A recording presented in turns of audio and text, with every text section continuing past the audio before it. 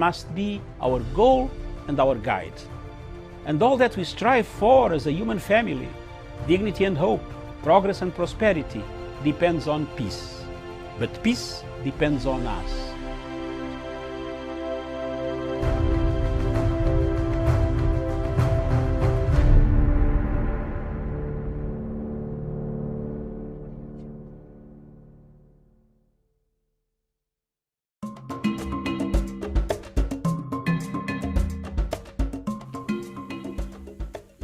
We welcome the decision by the government to remove sanctions on 2 banks in Zimbabwe. But that is not enough.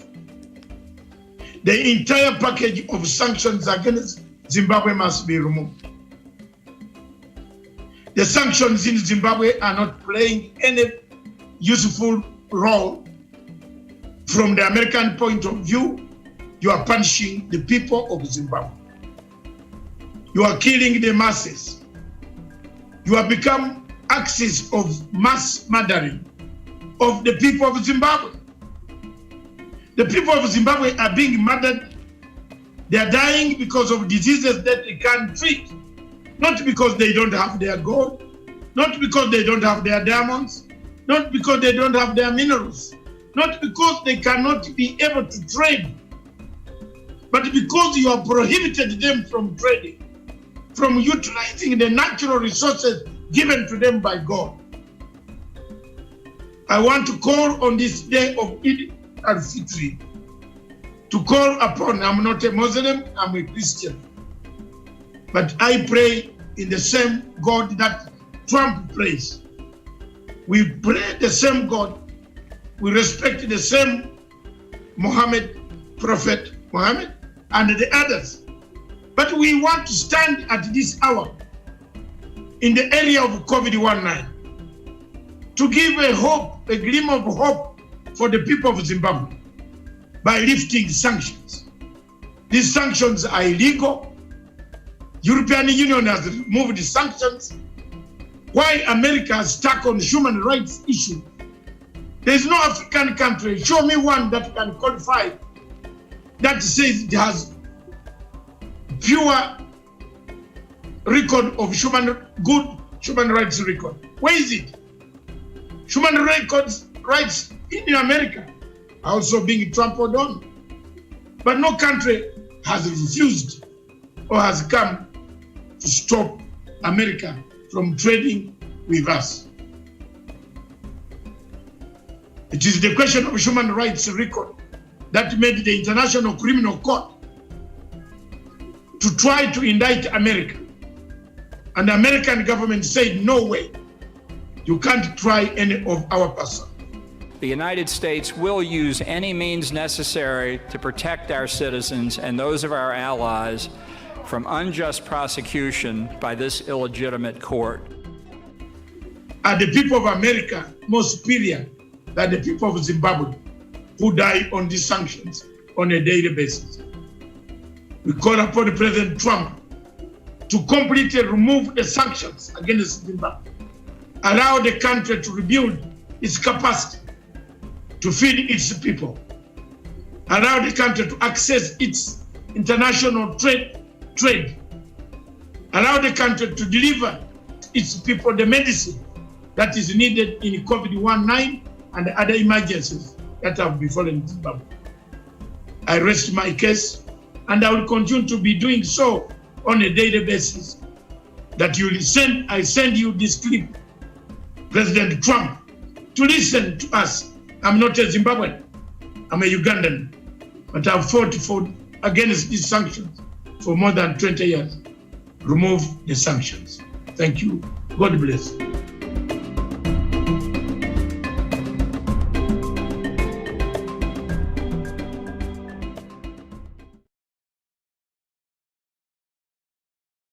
Africa Television, in conjunction with the Eye on Africa Television and other television and the people of Zimbabwe, we would like to bring to you this show, Diplomatic Leaks. This show, Diplomatic Leaks, this time we have chosen one country in Africa that we want to look at the reality on the ground. The myth, is it a myth or a reality? The question today put before us, the panel of very many, over 7 to 10 people, we shall be looking into what is termed as fake analysis on the people of Zimbabwe. The fake analysis where the international community, especially international Western media, has brought fake analysis on the people of Zimbabwe and the government of Zimbabwe. It has reprimanded the government of the Republic of Zimbabwe on fake evidence, fake information peddled by those detractors who don't want the recovery programs that have been put in place by President Emerson Mnangagwa. Viewers all over the whole world, we have a big panel. My role is to introduce the topic, handle it, give you a background why Zimbabwe has reached where it is. In summary, there are people who don't want to discuss, and we invite anybody who would like to join us. Our Zoom numbers are on the wall.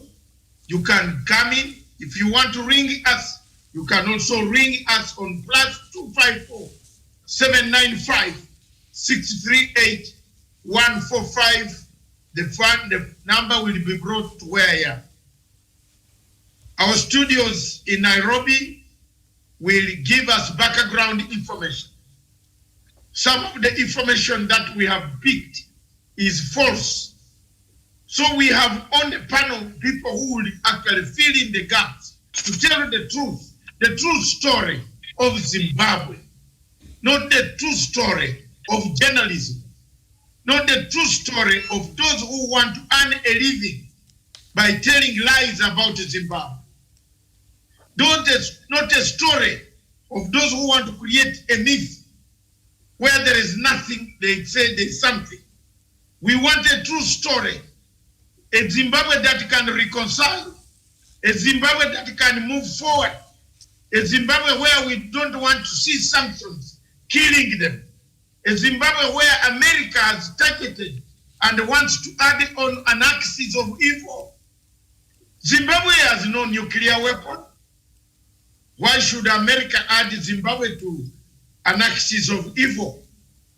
Why? These are the questions we want to answer with my panel. Are there people who don't know what the Lancaster Agreement is? How many of the people, the younger generation shouting in the streets about MDC, who know what the Lancaster Agreement is? How was the Lancaster Agreement structured? Was it not structured that for 10 good years, you don't touch the Constitution? Until 1995, 96, was it not anchored that willing buyer, willing seller, compensation done by the British? I was there, I read it. I was not in Lancaster, but I read and I have read it in and out. And I understand the Lancaster Agreement in 1980. Actually, truly speaking, I was already in the Liberation Front in Tanzania, coming back home to liberate my own country, where I met most of the comrades of the people of Zimbabwe, of ZANU-PF, and the ZIPRA and the ZANULA. All of them, I don't know whether those are the correct names. We met most of them. Today, they are in power. Today, they have struggled. The late President Mugabe put a stand that we see today. The only African that can win a vote in Uganda, the only African that can win a vote in Kenya, the president could win any vote anywhere on African continent for standing up and speaking the truth. How many people has he left inspired? I am one of those who has been inspired by the late President Robert Mugabe's workings. I am a great friend of Emerson Munaka for almost 20 years. I want to make it very categorical that our friendship is not money. Our friendship is family. And that is all. I have been there and I will be there. I will stand to do what I'm doing voluntarily to defend the people of Zimbabwe. I am a friend of Constant. I've ever eaten food in his house. He's a fellow soldier like me. We were together in Nachingwea, Tabora, in the trenches, thinking the late Fox Vinavashi is gone. We are still here, and we have no way of giving up until Zimbabwe rises and shines again. Viewers, on the panel, we have people from London, and I will begin with Amai Shumba from London. Introduce yourself.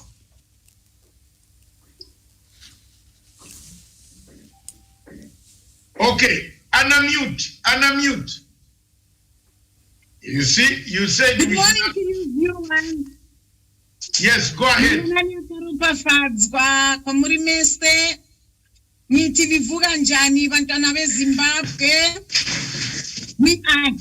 today, as Dr. Matanga just said. My name is Bongi Chumba, and I'm coming all the way from the Great Britain. Thank you. Thank you very much. Next is Chikwaka. Introduce yourself. We want to hear your voice. To know that we are not actually talking to a robot.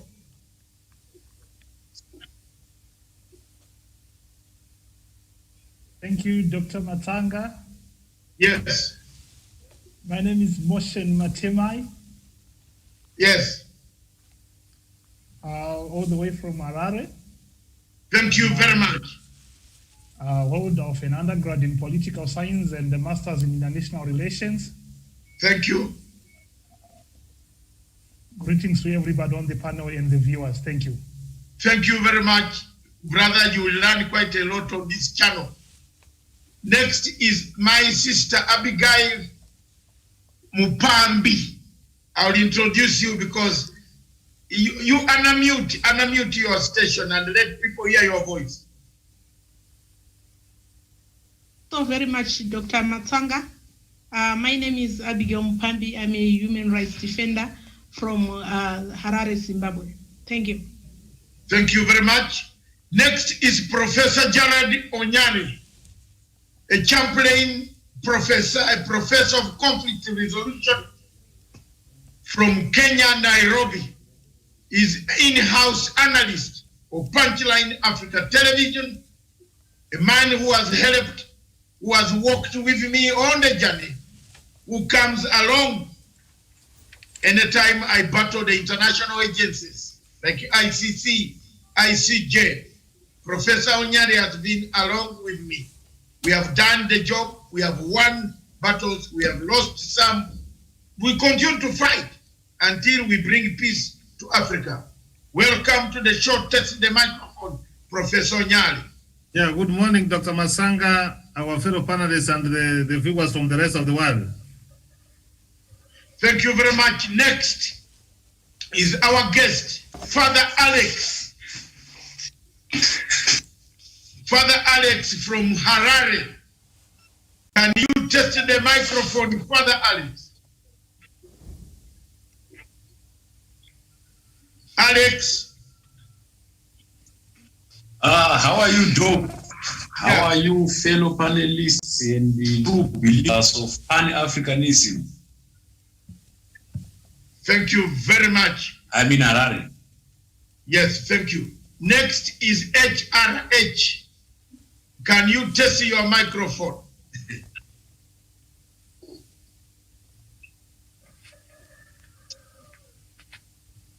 Okay. Yes. Thank you, Madam. Hello, everybody. I am Charity Simon from Zimbabwe, Harare. Yes, what do you do for, we want to know your profession.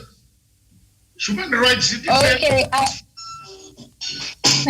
I am an activist with a human rights organization in Harare, working with my fellow colleague, Ms. Abigail Mukambi.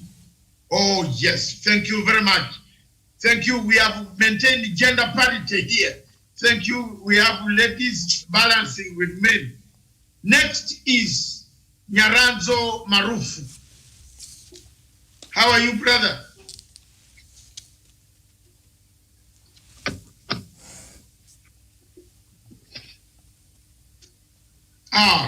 How are you? Magadie. Oh, I cannot hear. So next is our own Sean Wesonga, an investigative journalist with Punchline Africa TV. Good morning, Sean.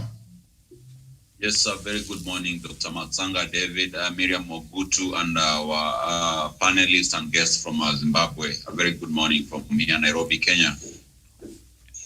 Thank you very much. Lastly, we want to move to the general headquarters of Punchline Africa Television. Miriam Ogutu, good morning.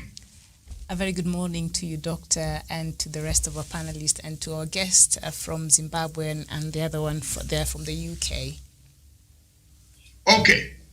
Our topic today, Miriam, give us the topic.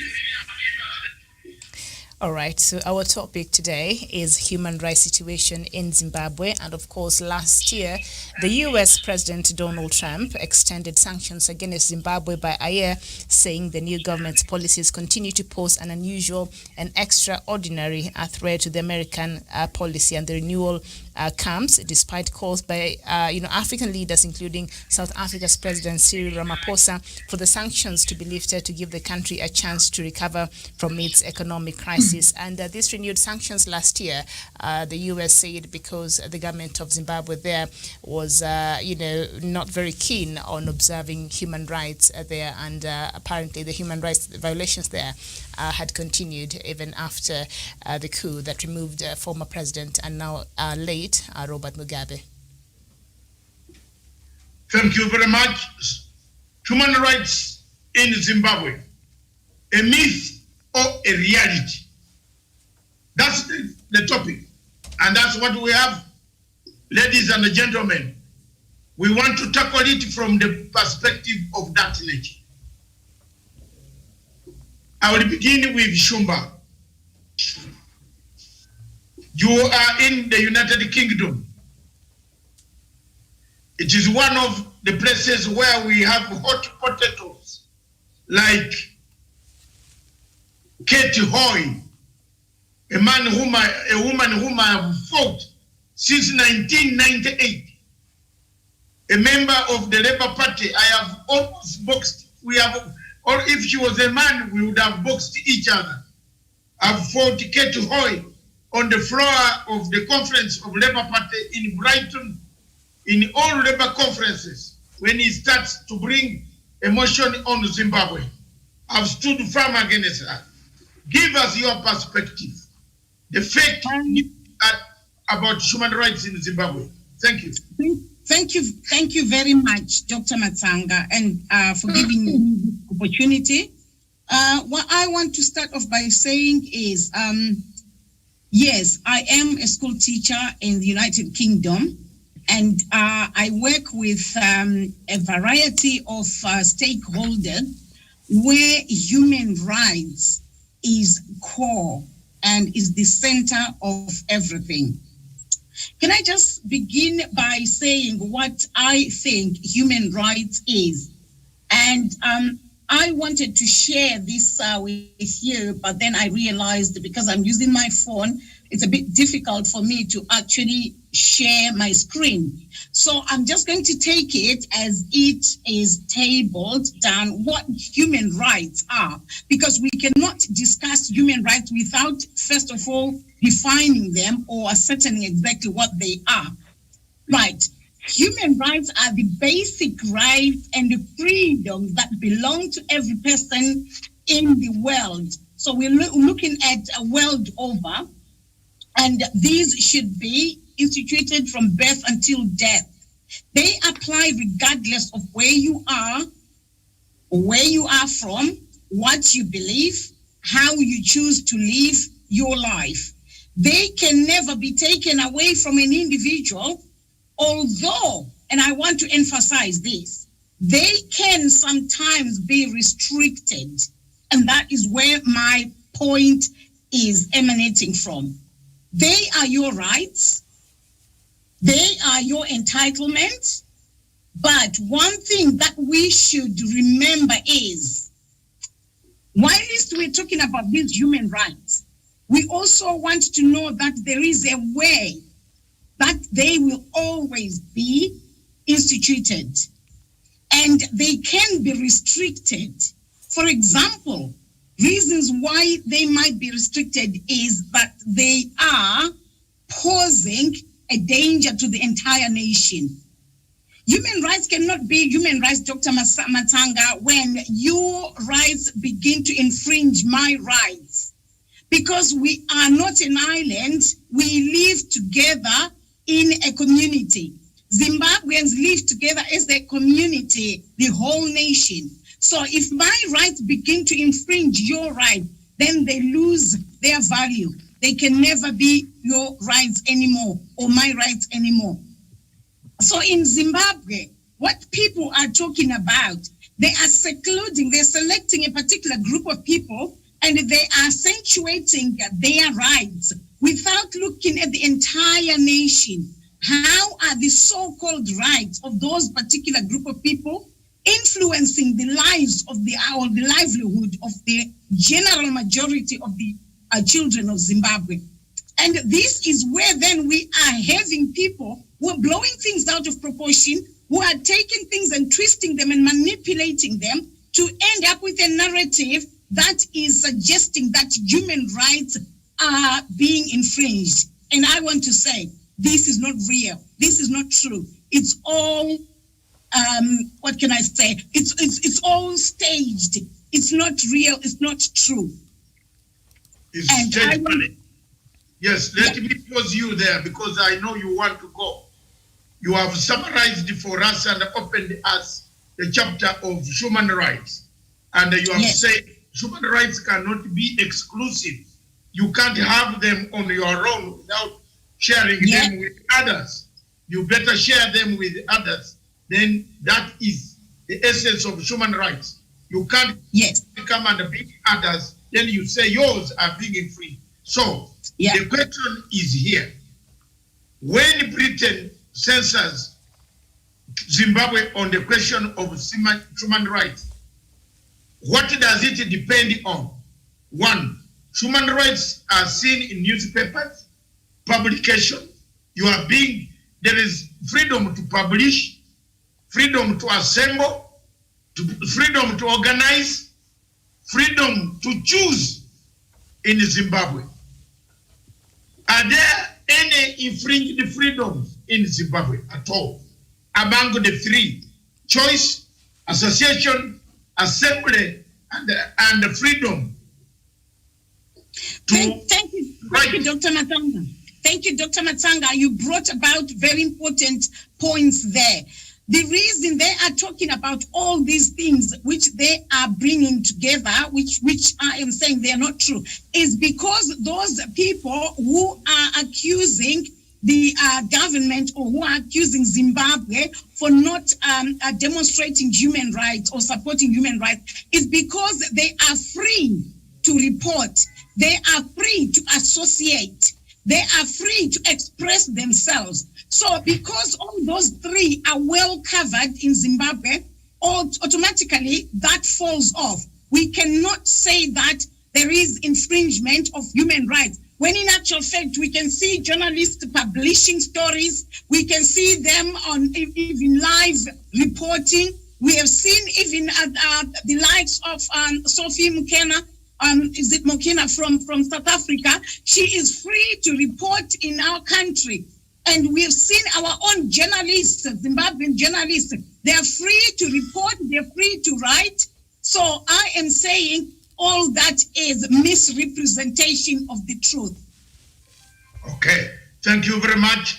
I will now switch on to Abigail. Abigail, you have heard what Chumba has said. And you are part and parcel of human rights activities in Zimbabwe. Is it a myth or reality? Thank you so very much, Dr. Matsanga. I will allow me to share this from my own experience.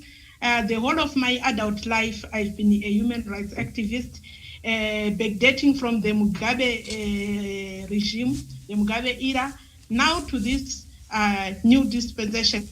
Believe me, we have seen a change. We used not to have such rights as the right that I'm doing right now, expressing myself, and continue to feel the freedom after such. But here is the issue, that the big elephant in the house.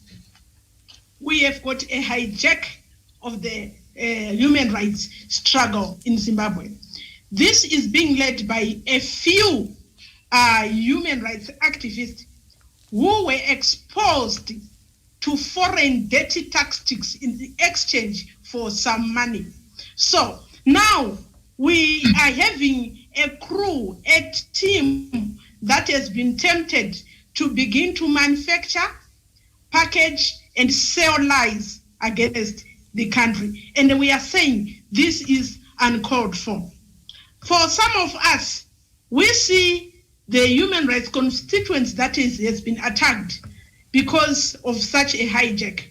We see a nation also that is almost kept at ransom because of the lies that are being peddled against the country. For record, do you know that in 2013, as a nation, we came together and agreed to a new constitution, Act 2013, amendment number 20. I will take this opportunity. I hope maybe you'll be able to view this one. Yes. That's the new constitution. Let me bring you back a little bit.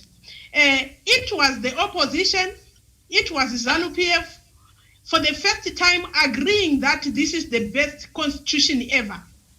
And it is in this constitution where we have a whole chapter, I'm not talking about a section, a whole chapter, chapter 4, encompassing the Bill of Rights. You can name all these rights. They are all in the Constitution.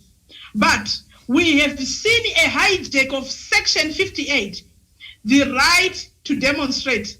And believe me, they don't even use it all. The right to demonstrate further speaks about demonstrating peacefully. But as a nation, through the hijack process that I'm trying to articulate here, we have seen Bulawayo, the second largest city, losing close to 3 million worth of business properties, January 14, 2019, in the so-called right to demonstrate. There is no such a right.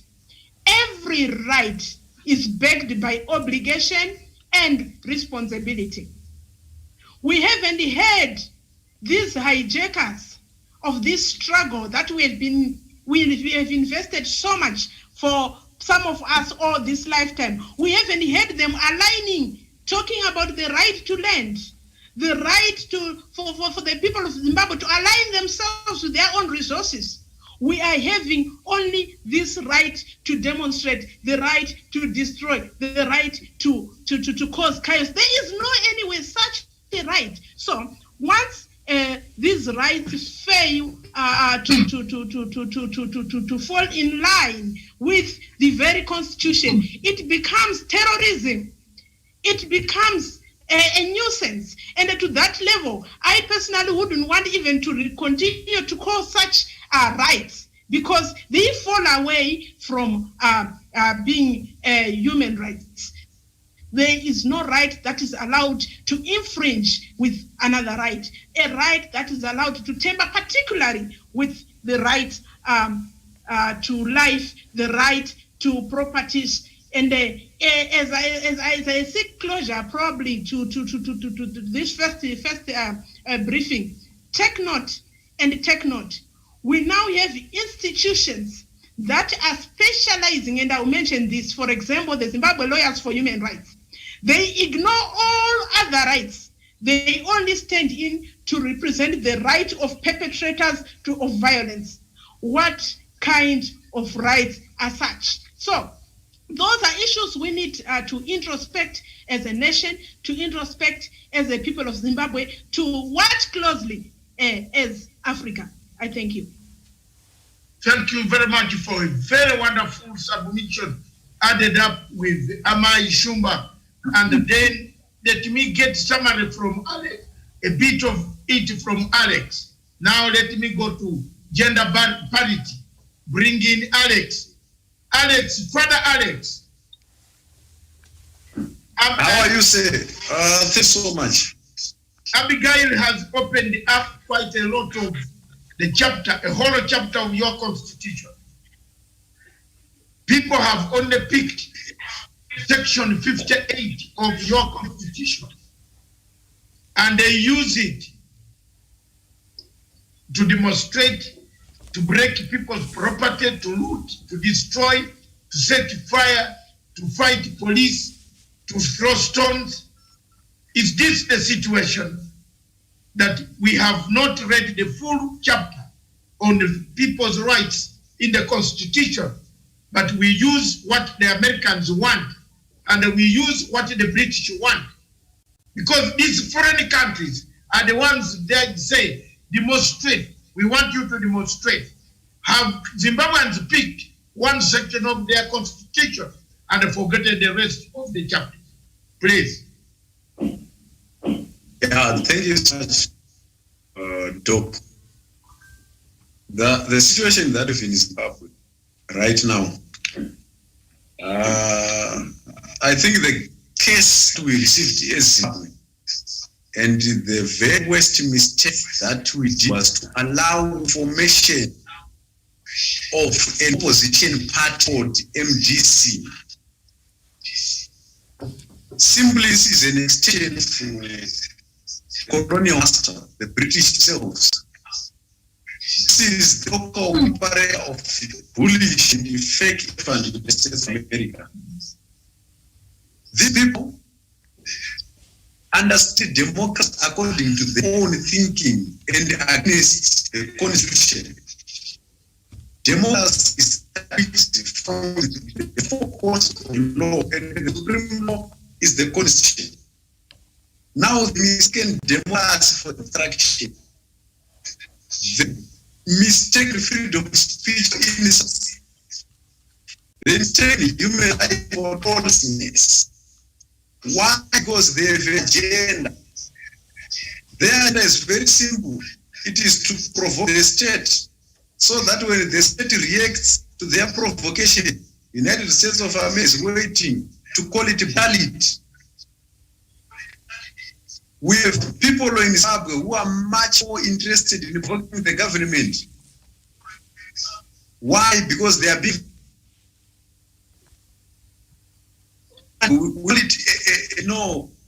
hunger-driven choice, hunger-based political decision, whereby the amount of hunger in one's stomach determines his or her next step politically.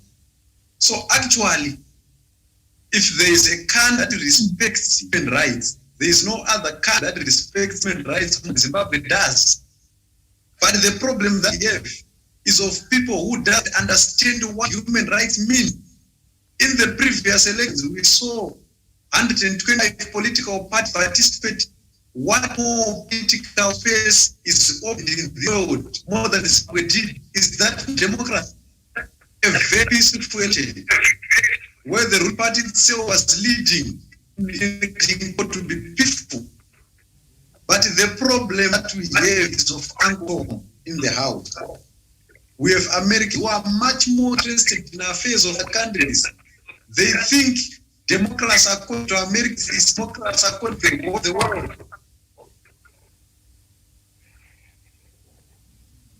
So issues of human rights respect in Zimbabwe, they are human rights respect in Zimbabwe. But the problem is when they practice lawlessness, they are arrested by the police. They interpret it as their human rights because they feel be bigger and more than the law itself. You know, they think being an OCN member is a not to be arrested.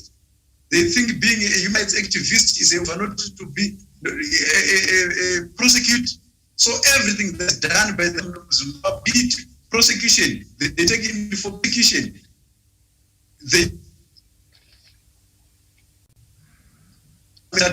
Why? Because it's their only campaigning tool. The campaigning tool that Americans are using in Zimbabwe is hunger, which they brought themselves through illegal sanctions. So I think we made a very big mistake in allowing the opposition parties to operate in our environment.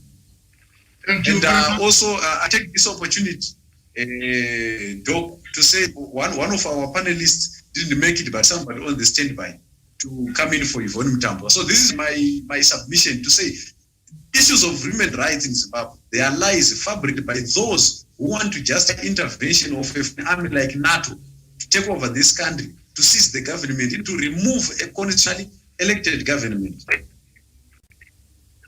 Okay. Thank you very much. Is she ready to come in now?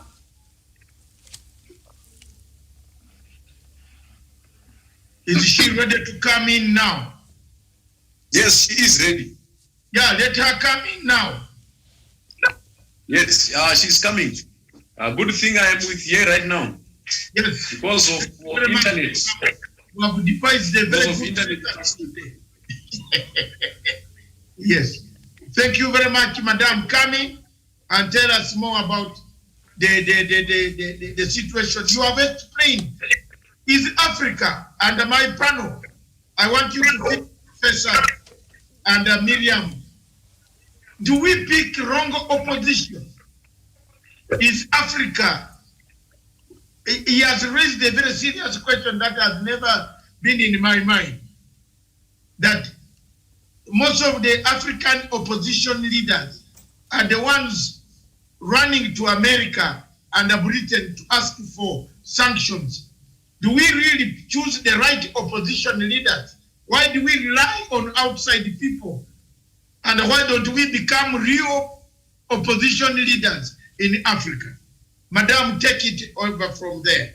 I am marking all the points so that other people can respond to. Thank you, Madam. All right. Are we inviting our other guests from We Zimbabwe? are inviting her, Alex. We invite you, Chatoa. What is the name? Can she? Yes, yes, speak. Go ahead. Yeah, I think what my superior said is true, because when you think this is the other people, like they bring their agendas and then they bring to the opposition parties, say that they cause commotion in the country, say that to an event that you don't understand that whatever is working for us and then bring it here of the event doesn't make in that in other All right, we apologize there. We seem to have lost your your audio there. Okay. Thank you very much. Let me go on, Miriam. We seem to have lost the activist, but you will come back later on. We have Mr. Motion Matamei. Can you come in and you're a student of international relations and human rights fall under one section of international relations study. What is your view? Is it a myth or reality? Thank you, Dr. Matamba. I am hearing loud and clear. I find network is being a challenge, but I'll try to be as accurate as possible. Then I would want to... Can you speak up? Speak up and reduce the volume of the equipment. Speak up then now. Thank you very much. Go on. All right, let's have him fix his system first so that we can hear him loud and clear, because we're not able to really understand what he's saying. Can we have Saxon, please? Can you come in now?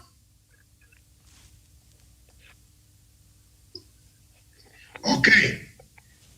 We come back to you later on when you are stabilized. Let's come back to our to Professor Onyari. You have listened to the views of the people of Zimbabwe. They are speaking right from Zimbabwe. Some have experience, some are there working as human rights activists. Don't you think that what we see on media is different from what they are telling us? Is the Western media exaggerated? What agenda has the Western media got against the people of Zimbabwe? Why is the real position not portrayed internationally? What are the aims behind this bad image that is coming out, being put on Zimbabwe, lumped on Zimbabwe? Who is gaining out of this? Africa wants to sort this problem once for all. We want a prosperous Zimbabwe. We want a Zimbabwe that can rise up and shine again under President Emerson Mnangagwa. Is there somebody who is undermining this country through the tag of human rights? We saw one journalist, professor, by name Chinono, who is not a journalist, because I have checked all international norms, standards of journalism. I have practiced journalism in London for 35 years. And I am a member of the Commonwealth Journalists and International Journalists Association. I have my cards for 35 years. Every year I make renewal. But is Chinono a real journalist? Is Chinono a messenger sent to disrupt the journey of the people of Zimbabwe?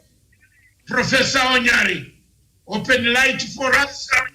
Jesus said, if you knock the door, it will be opened. You are a chaplain of the church. Thank you. Thank you, Dr. Masanga. And I want to start by saying that we are not professional mourners. Professional mourners are those people who are contracted to mourn when someone has died. We are Pan-Africanists. We mean well for Africa. We want a progressive Africa. But I want to assure this morning that I've heard the true mourners of Zimbabwe. They have told us the true situation as it is on the ground. We can tell you on paper, but you are the bereaved persons and you are telling us the situation in Zimbabwe. Let me just have this to say, Dr. Masanga. Africa will be taken forward by progressive leaders, progressive journalists, progressive chaplains, progressive teachers, progressive politicians, progressive the human rights defenders. Why am I making this remarks?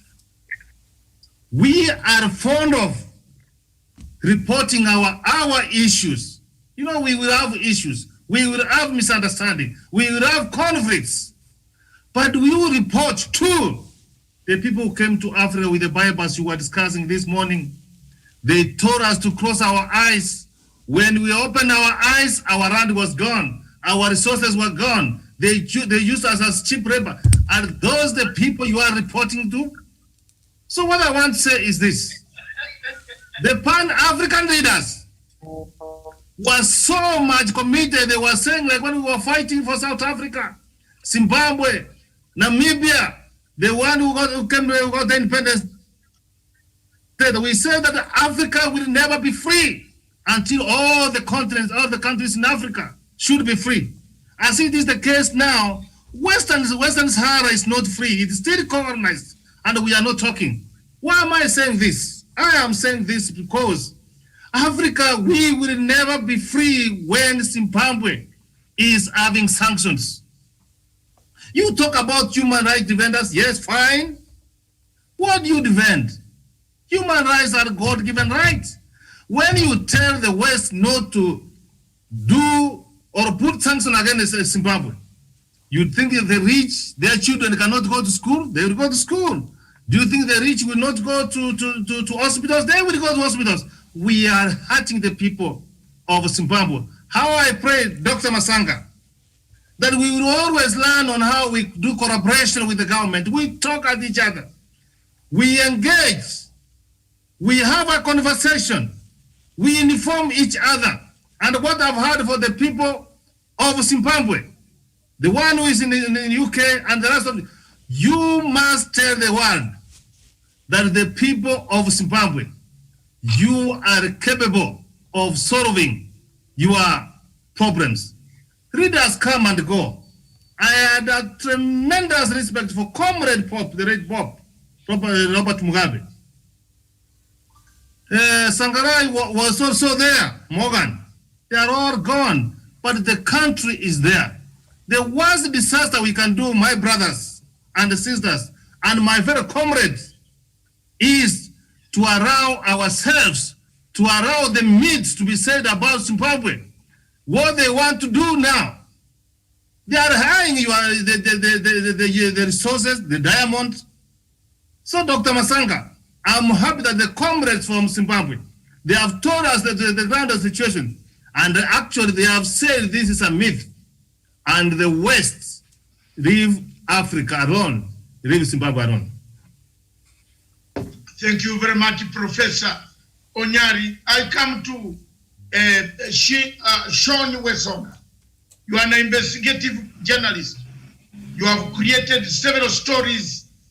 You have gone around, got stories. You have seen the bias that our international Western media come on Zimbabwe, on Kenya, for example. Where there are no human rights abuses, they say there are human rights abuses.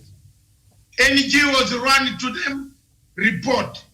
Where did we Africans get this behavior of reporting to a stranger? Where did we get this behavior of reporting to a stranger? Why can't we be like Amai Abigail Mupambi, who does not report to a stranger, but stands for Zimbabwe? Why can't people be like Dr. Matanga?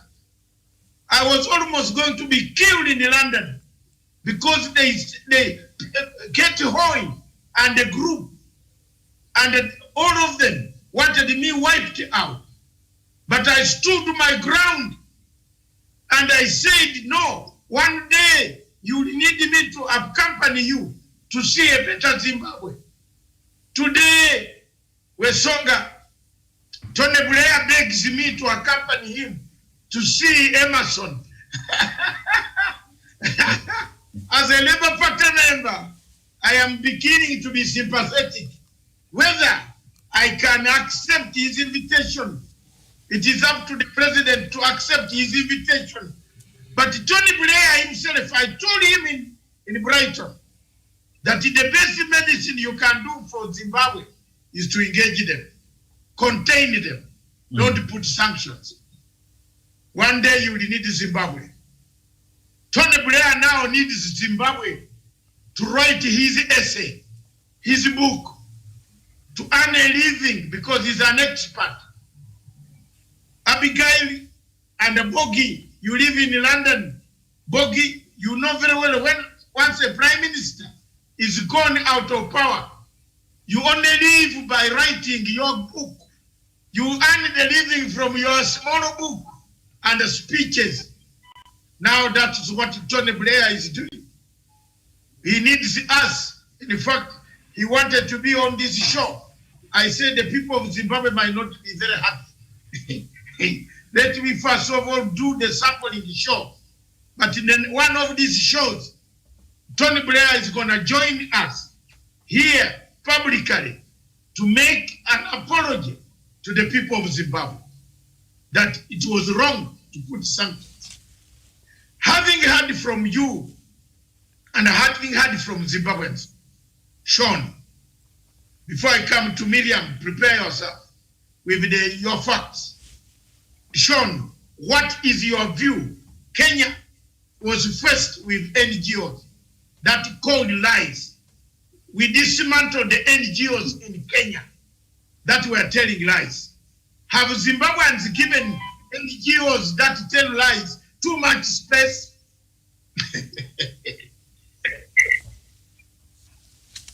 Yeah, switch on, mute. Yes, thank you, Dr. Matsanga. And of course, this is a very, very interesting show. And I'm so much pleased with the vibrancy which our comrades are really expecting their issues on matters of human rights. And talking about human rights, these are topics that we need to speak about with both corners of our mouth. And I would have to put it categorically clear that the greatest violators of human rights has always been America and the West. Recently, we just heard a very, very disheartening story in America where a black man was brutally killed by a police officer. We always have in the news, when you watch international media houses, of black people being shot and killed by the police. Cases of where we had in Iraq back in the day, where innocent civilians were killed by American airstrikes by their troops. These are has never been spoken about by the media. So when we talk about a situation where the same human rights are here leading third world countries to take the same I think hold on. Someone has switched on the equipment. Saxon, please. Saxon, your equipment is interfering with the other. Okay, we've sort of muted him, so you can continue, Doc. Mute it. Yeah, thank you. Go ahead. Yes, thank you, Dr. Matsanga. And back to my point, I was saying that there is no moral standing for any Western powers, especially America, the Great Britain, France, and the entire Europe, to call for African countries, third world countries, to implement human rights in the minority. As superpowers cannot the same values that they advocate for.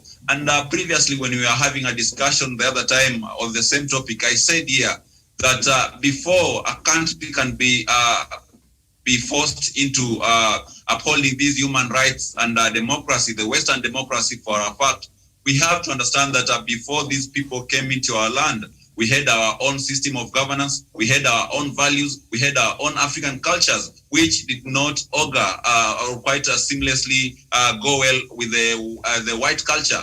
And therefore, before they bring their culture, which is more than 200 years old in matters of civilization and development, to us, they have to ensure that we do have the resources, we have a vibrant middle class, we have majority of our people educated, and that is not the reality of the matter on the ground.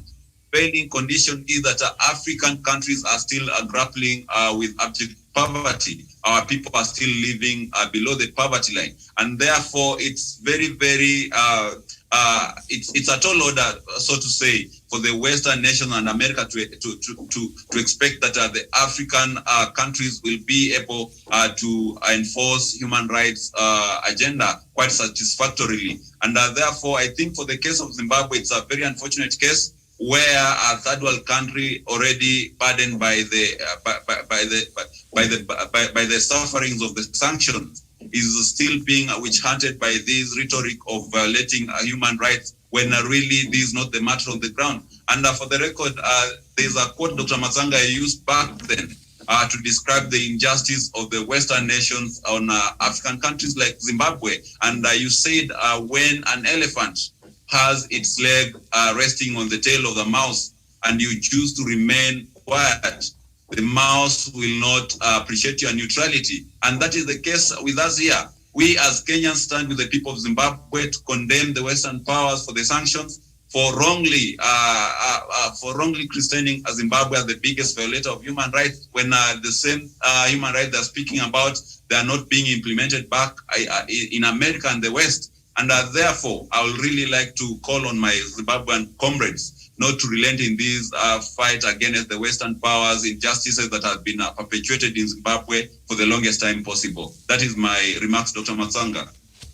Thank you very much, Sean, for that seriousness that not every African country is happy with what is happening in Zimbabwe. That's why we endeavor to create platforms of this nature, that we have to explain to the international community, especially America and Britain, that what you see in Zimbabwe is not the same as what you portray on your Western media. And I want to encourage my friends in Zimbabwe, in ZANU-PF, wake up.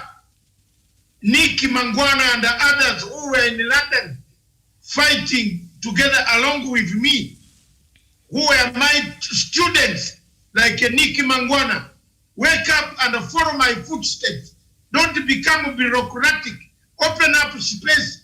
Give these younger ZANU-PF cadres time and space and accommodation where they can speak and defend the country. Don't hide. Don't put yourself. You know, when you reach power, then you turn yourself as if you are power yourself. I teach political science in the world, and you cannot turn into power yourself because you will be powerless. Give these younger men in Zimbabwe, Saxon, Mangrove, Tawafadhali, all these people, give them facilities to defend their country. And I am asking that on behalf of very many of them have expressed, by now they should not have network problems. You think ZANU-PF does not have people? It has people. You must bring them to international scene like this. Father Alex, you agree with me. We must coordinate internationally.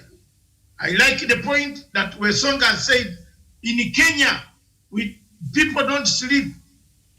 People support the people of Zimbabwe against the sanctions. President Uhuru Kenyatta's policy is get sanctions away from Zimbabwe. Don't think that Jonathan Moyo has beaten us in the game. No way. Jonathan Moyo has beaten you in the game because you have slept. The Nikki Mangwanas have slept on the job. You better wake up and defend your country on international platform. Don't allow Alex Magishia, a man who follows what the British say everywhere in London, being the one to talk on behalf of Zimbabwe. What degree did he read which I did not read? I read even a better degree in a better university than Mangesia. Yes. So don't allow these people to override, because there is a goodwill in Britain for people to return and help Zimbabwe. But there are few elements like Alex Magesia who work with Jonathan Moyo and Kaskwere to dismember this Zimbabwe. Time has come for you people to wake up. That will come in and bring another person who is ready to go now. The topic has become hot.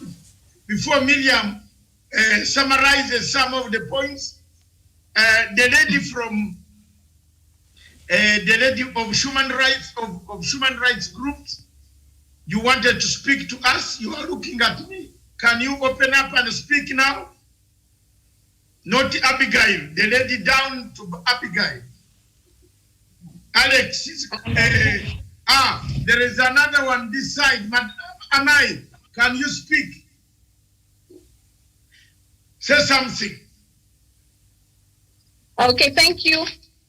I'm speaking for the people of Zimbabwe when I say that the human rights situation in Zimbabwe has been hijacked by the former colonizers who have failed to get over the fact that the people of Africa have taken what is theirs, which they took.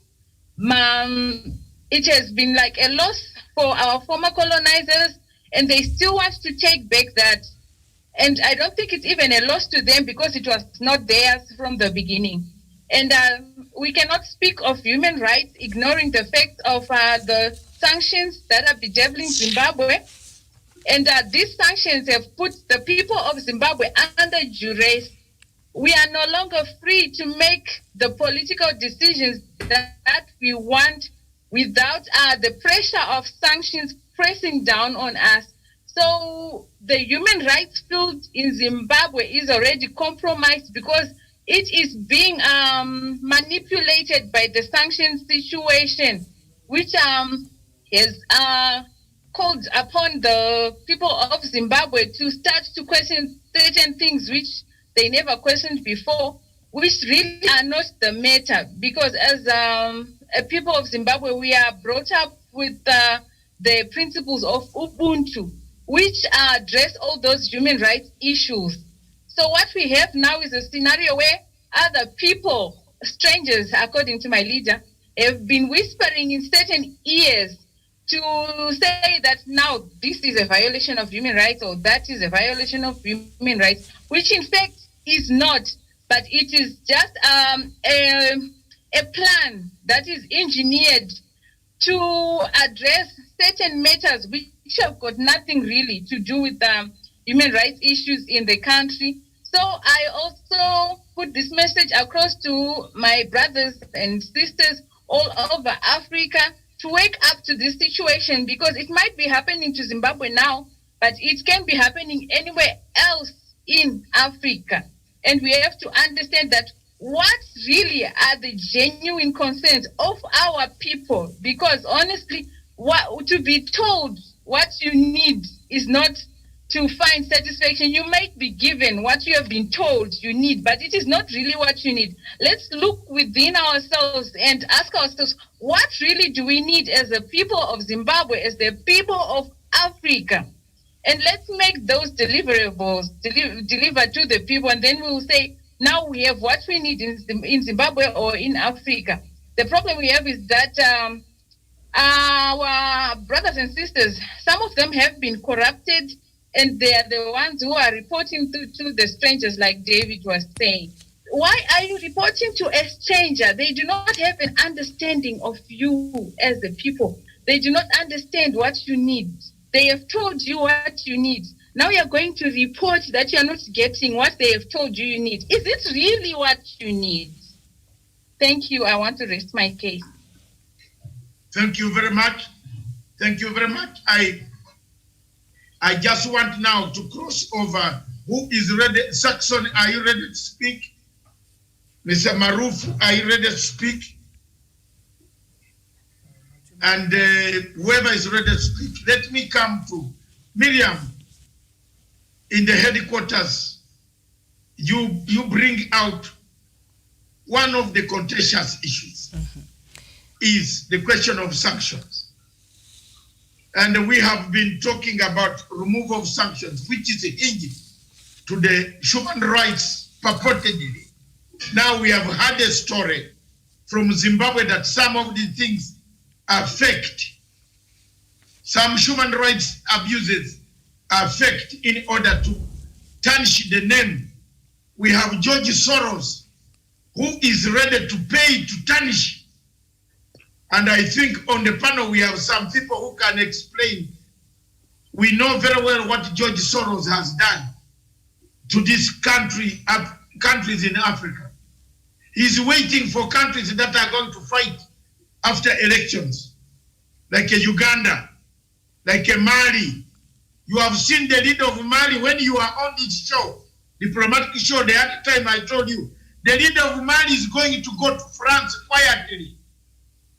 He usually goes to France, Peru, Saudi Arabia for medical treatment. He never comes back. They have looted enough, he's gone. So, Miriam, the issue of sanctions, how much can governments in Africa, Kenya, Uganda, East African Community, the African Union can help Zimbabwe to remove the sanctions? Well, of course, we've seen, South African president, who right now is the AU chairperson, coming out and speaking on behalf of even SADC, saying, these sanctions that have been imposed on Zimbabwe are not really necessary because they don't end up, hurting the people that have been targeted for them to be hurt by these sanctions, but they end up hurting, the common people there in Zimbabwe. And even as we started, I read that renewed sanction from the United States because the U.S. believes that freedom of media and also, the lack of allowing of protests to happen there in Zimbabwe, that is just one of the two reasons as to why they found it necessary to renew the sanctions last year. They're supposed to have elapsed this year, but they've not come out and talked about it. But there's something, Doctor, that also we saw create a lot of havoc, and I think you're very consistent with your views on this matter, and it is the matters of abduction that has been used, and we remember that case that happened when 3 opposition leaders there were abducted, and later on they were charged in court there in Zimbabwe having faked their abductions, and that was almost 48 hours after the abduction of Member of Parliament Johan Mamombe, Cecilia Chimbiri, and Netsai Marova. That was in June. They were found dumped in a marketplace and had to receive treatment in hospitals for their injuries. And after some investigations were done, it was found that perhaps these members of Parliament from the opposition had affect the abductions. I don't know what our panelists from Zimbabwe had to say about this, because this is just one of the things that even the US came out, the UN came out and said that this is gross, violations of human rights. I don't know what they have to say about the stories, and what is it real? Was it fake? Perhaps they could confirm for us. Abigail, take it on. That one. And unmute. And unmute the phone. Thank you so very much. What a subject, abductions, a myth or reality. I was one of the first, the first to describe the abductions, particularly by the 3 trio. Who included among them Cecilia Chimbiri, as fake. And I continue to stand such a ground because I, for one, I know very well that it was fake. When I speak about the hijack of the civic and human rights movement to such a level that I am able to detect a fake abduction, it's not because I do it as an analyst, but once upon a time, I was there, I testified a scenario where the activists, including Cecilia Chimbiri, were conditioned to these death tactics sometime in Zambia, when I was part of the program, which of course I tried to stop. I tried to reason with the fellow comrades that this is bloody. We cannot define democracy in Zimbabwe through dirty tactics, through importing such inhuman and evil tactics against our nation, and in effect against, at the end of the day, the ordinary people of Zimbabwe. So I know, for one, I have challenged even the 3 ladies to come open, particularly Cecilia, to say this was fake. I know the day, the time, the venue, where you were conditioned to this, and in exchange of peanuts like $400 US. So I continue to stand where I stand, because even as it happened, I stood firm against such dirty tactics. To this day, I will remain standing firm, moving tall against such kind of evil tactics and behavior, particularly coming in from young women. I have described the 3 women as as victims, because I know how they were captured. I secondly described them as perpetrators, because they had every space to say no to such things. I thank you. Thank you very much. Media Majiki, we have now got first-hand information on this issue. And because Madam Abigail was part and parcel of those trained in Malawi to come and fake abductions. Professor, for us in Kenya, we have, and in London, both Shumba and the rest of you on the panel. This thing happens, and I want to tell you that regime change tactics of George Soros deploys every type of tactics, including in the modern history, where Econet can track your number and find out where you are. If you threw it in the River Zambezi, Econet signal will arrive at that point and say the phone was thrown in the River Zambezi near here, near Kariba. Okay? It is a lie, therefore, for someone like those people, like the doctor who abducted himself when he went to go and have a good weekend with the girlfriend and having trouble with the wife at home. You know, these are things done in, it is not only in Zimbabwe. Mama, every African country has got this type of people. This type of people exist everywhere. Those who want to have a time away from their homes with their wives, they say we have been abducted. Those who want to kind of have time away from their husbands and go to Victoria Falls, claim that they have been abducted. I think the problem with the Western media is this. I teach in those institutions of Western media. I always tell the students to be very careful, because some of the students do not take the culture there of lying. You lie, you have been sent to Zimbabwe to do a story, then you lie in order to get audience. I don't care whether there are 3 people listening to me, but I want to tell the truth. I don't want to lie in order to have an audience. Western media does have an audience of people who are lied to. Can you believe that some of the people who are lied to don't know where River Nile, the source of River Nile is? They don't know. If you ask some people in Britain where the source of River Nile is, they will tell you River Nile comes from Egypt, the source. Yet River Nile comes from Lake Victoria in Uganda.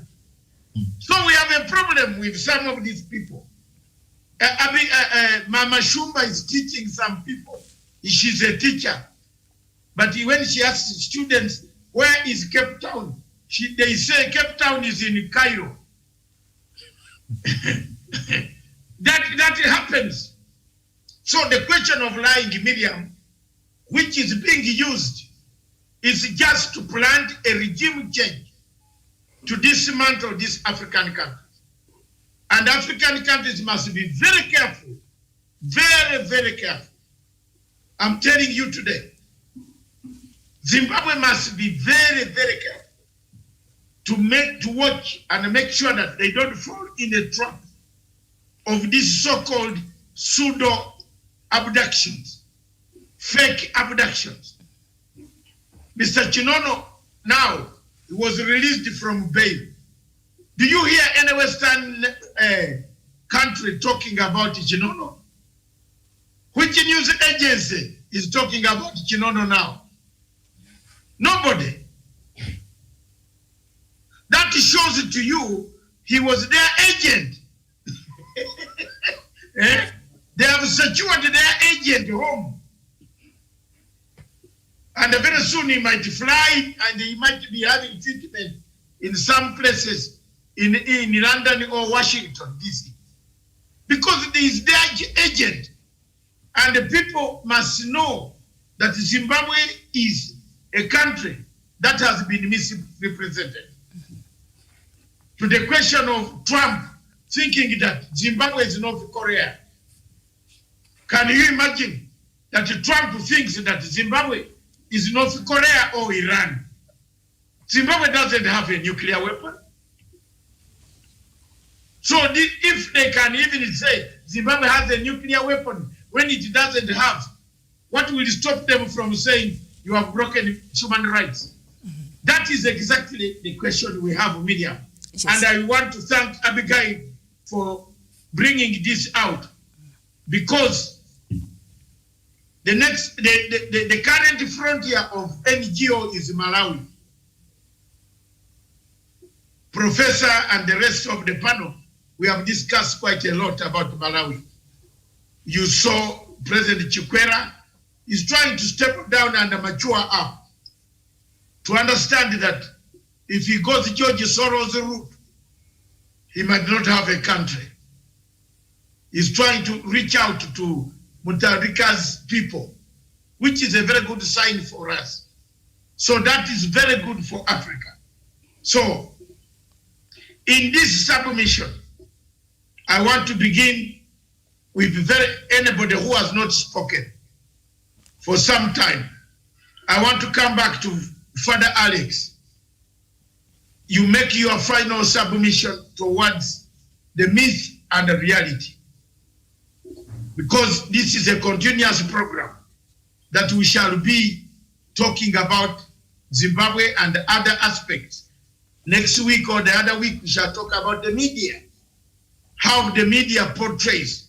But before you do that, I want to bring another aspect to ask Abigail. This South African ANC mission into Zimbabwe, are you still being governed from South Africa? Are you governed from South Africa? Alex, I am asking, this is a very serious question. I am on record, and I want to be on record, and let the Zimbabweans hear me. Lindiwe Zulu is a very dangerous lady. I have my reservations about her leading a delegation into Zimbabwe. She is herself George Soros. Those in Zimbabwe who want to listen for free intelligence. I am not bothered. What will you do? I will tell you. It's up to you to use it, Abigail, or not. Lindiwe Zulu of ANC International Operation is George Soros. She was doing that job during Kangarai days. And she is attached to some people in Zimbabwe. She's a girlfriend to people in Zimbabwe. So let the administration watch out that such a person leading a delegation into Zimbabwe at night is listening to another group during that time, pleases, is like a rat that eats you at night while it is just making sure that you don't feel the pain. But when you wake up in the morning to put your leg in the water, have you ever felt the pain of a rat? All of us live in rural areas where rats have ever eaten us before. So Lindiwe Zulu, check. I don't care, I'm not the government of Zimbabwe. It is up to you to know who is coming to lecture to you about what. Malema cannot lecture to you about human rights. When the police in South Africa is brutalizing people, even themselves. So I don't know why we got this notion of human rights adventures being spearheaded by South Africa to come into lecturing Zimbabwe. If you fall in that trap, there is a saying that a child who does not listen falls in the trap in the root of an elephant. And when the elephant comes, and I'm happy motion, Matemai, you are hearing me. Lindiwe Zulu is not very good in that delegation. You can welcome them, give them drinks, give them food, but be careful. I'm honest, she's my friend, and every time I find her in Addis Ababa, I tell her my mind. I am not bothered. What will she do? What will she do? I'm telling you. So those listening on behalf of the government who are on this platform, be careful about this delegation wanting to pacify Zimbabwe. If you want to pacify Zimbabwe, the Raila Uhuru way. Raila Uhuru philosophy of a handshake, open handshake. Don't go the South African way. And I'm honest. If you want to disagree with me, bring your argument. The Uhuru Raila approach of bringing a country peaceful is very important. Uhuru did not force Raila to come to shake his hand. Chamisa has refused to come openly to shake the hand of the president who defeated him in an election. Therefore, the South African model of coming to say they will make Chamisa talk and bring a government of national unity is rubbish. You want me to say the truth? Emerson knows I said the truth. I've never lied to him. In our 21 years, I have never lied to Emerson. Never. He's the one who introduced me to Mugabe. Therefore, I would never lie. You cannot allow a nation which has more chaos to come and lecture to you about what you should do. Take the Kenyan model. Let Chamisa, ours is to give you encouragement. Let Chamisa stand up voluntarily and shake hands with Mnangagwa. And say, Mzee Mudara, let our country prosper. Dr. Raila Amolo Odinga in Kenya, I don't think Chamisa can beat Raila Odinga in opposition. Raila Odinga is more organized, more formidable, but he took a step to come out and shake hands with President Uhuru Kenyatta. So we have to be very careful. And that is one of the things I'm telling Motion Matamei. We have no regrets for saying what we are saying. But what we are saying is going to happen. If you are not careful, Alex, you will find yourself in a very terrible situation with Lindiwe Zulu. I don't know why you are allowing them to come, why South Africa would like to police you. I don't know. Malema is working with one faction of G40 to destroy Emerson. Malema has been given all the money by G40 to attack the president, to attack Zimbabwe. You are now allowing another front of ANC to come with people like Lindiwe Zulu. not me. I'm sorry, I say my mind, and it's good they are recording it. I thank you very much for all of that. Pass it over to them. Thank you. Alex, your final comments, Alex. Thank you so much. They used to say that we are suffering because of for one reason, it's not Excuse me. We're not able to. Hold on. We are not able to receive you very well. Your signal there seems to be having a problem. So it's just now. Yes. Switch on one equipment. Yes. Yes, please. Yeah. Go ahead now. Okay. So Zimbabwe was put on sanction for one reason of exercising years of right. I'm afraid we still have a problem. Maybe, I don't know, maybe it's the signal, maybe it's your positioning, but at first we were very okay when we started the show, but now it appears that... you are okay when you started the show. We're having a problem now. One, so that your partner is not on it. All right. Could you try again? Hello? Yeah, go ahead. You can hear me now? Yes. Okay. I was saying Zimbabwe was under sanctions for exercising its sovereign rights. And it was Tony Blair playing the front.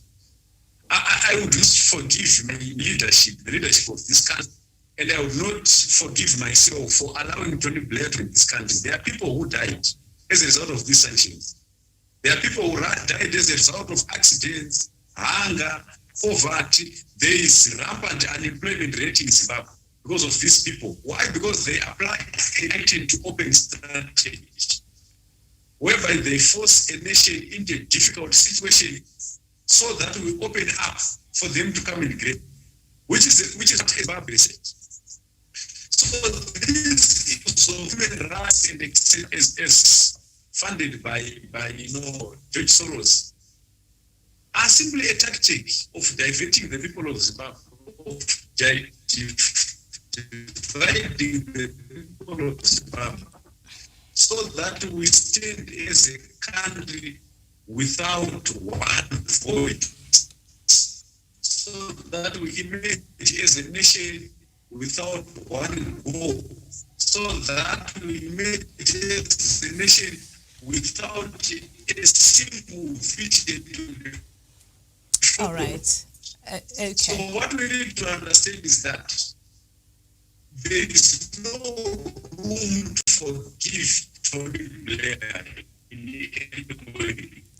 I'm afraid we might have to let him go. Okay. Yes, it's not very clear. We have not died as a result of sanctions. Okay.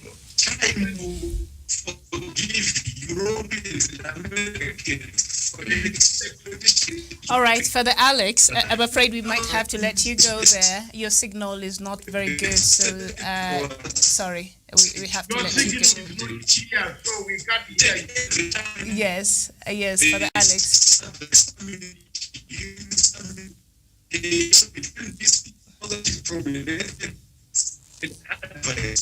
Okay, we apologize for that. We're not able to receive Father Alex there from Harare, Zimbabwe, very clearly there. We're having a problem with his signal, so we apologize for that. Perhaps next time it shall be better, Doctor. The next person to give us our final submissions. Yes. Thank you very much, Miriam. We are all trying to be Pan-Africans, and that is not very bad. We want to test whether 2030 will find when we can link up properly on this equipment. Sure. First of all, I think let me bring in Amai Abigail to make, is Bogi around? Bogi, are you around? Can you make your final submission before Amai Abigail makes her submission? Yes, I'm available. Yes, go ahead. just want to say that the issue of human rights, the fact that people all right. Okay. Hold on. A problem there again with the signal.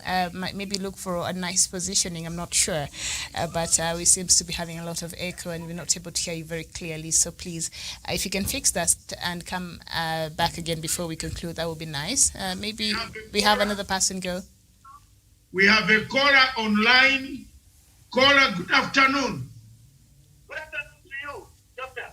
Thank you very much. Now you are on live on the question of human rights myth and reality in Zimbabwe. What is your view, sir? But my view is this. I think as far as in Africa, why we let people to tell our story? Yes. Not ourselves telling our story.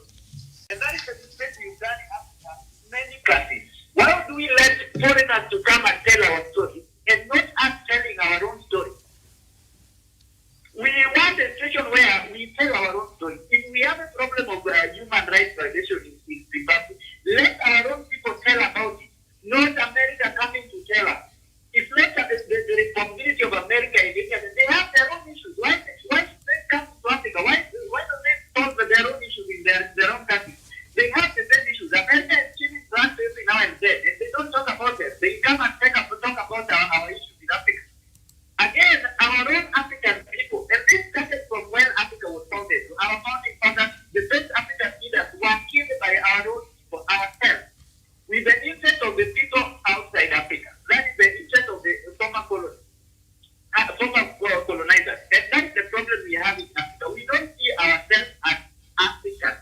We tend to pretend to be others than what we are. I was looking at a situation where Africa must stand for themselves. We must speak one voice. If Zimbabwe has a problem, Kenya must speak about it. If Zimbabwe has a problem, Congo must speak about it. We cannot pretend to be only Kenya and forget about other Africans everywhere. Africa is African. Africa is an African everywhere. We need to speak about ourselves, talk about our own issues ourselves, and we are not going to make Africa great if we can't do our things by ourselves. If we let other people to do it for ourselves, we are not going to make anything. These are people who, they colonize us. So they don't have any interest for us. Their interest is more fun than what we are looking for. In the case of Zimbabwe, the sanctions we have from USA should be fought against by all Africans. The Malema and the people from South Africa should not look at it as we need to find a solution for the people coming outside Africa. Like now, we have US putting sanctions on Zimbabwe. We must fight Zimbabwe before we start looking for solutions within our internal borders. If Zimbabwe has problems, we must fight the external problems first. We must fight USA first against putting sanctions on Zimbabwe.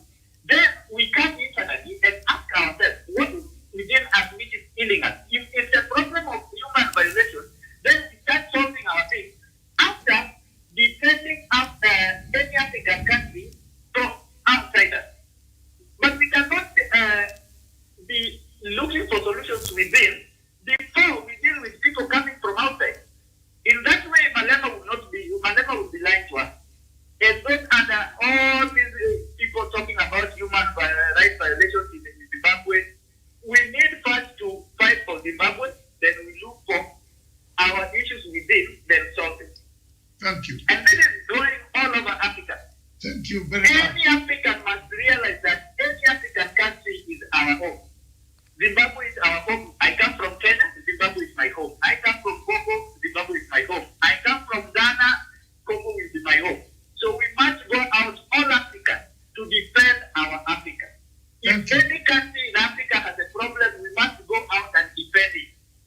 We must go out and fight for Africa. We cannot, African youth today must go international. We must know Ghana is our home and we must defend Ghana. We must defend South Africa from the whites coming back again. These new colonial projects that are coming back in Africa, we must defend our Africa and stand with Africa. So we should not be saying that Zimbabwe is doing bad in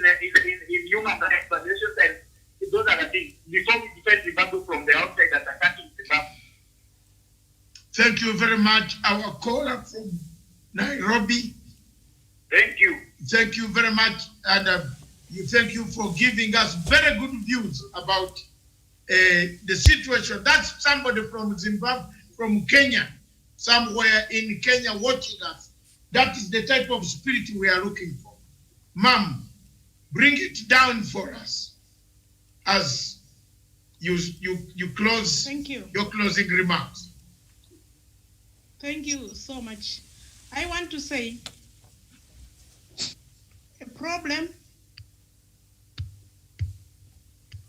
Okay. Go ahead. Go ahead. Yes. I want to say a problem on any part of Africa is a problem everywhere. It's a problem in Africa. To that end, we are very much happy and overwhelmed by the support from Pan-Africanists and fellow cadres in Africa. But to the West, we want to say clearly that we are going to unapologetically continue to align ourselves with our resources, with our land. We are going to continue to claim our real rights, not artificialized rights, without fear or favor. Zimbabwe is a sovereign state.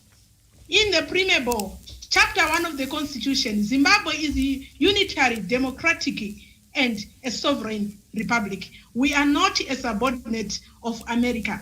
We are not a subordinate of the West. So our decisions, our problems, we look inward. We look upon SADC. We look upon African Union first. We look within first. This is Zimbabwe for the world. Thank you so very much. I think with these words, I continue to appreciate this platform, and I wish and I pray that God continue to inspire. Yeah, thank you. You will be the one hosting it in a week to come. Every equipment will be at your place. I'm going to show you what to do. Thank you. You will host it from your office so that these people don't have a problem of internet. Yes. Thank you.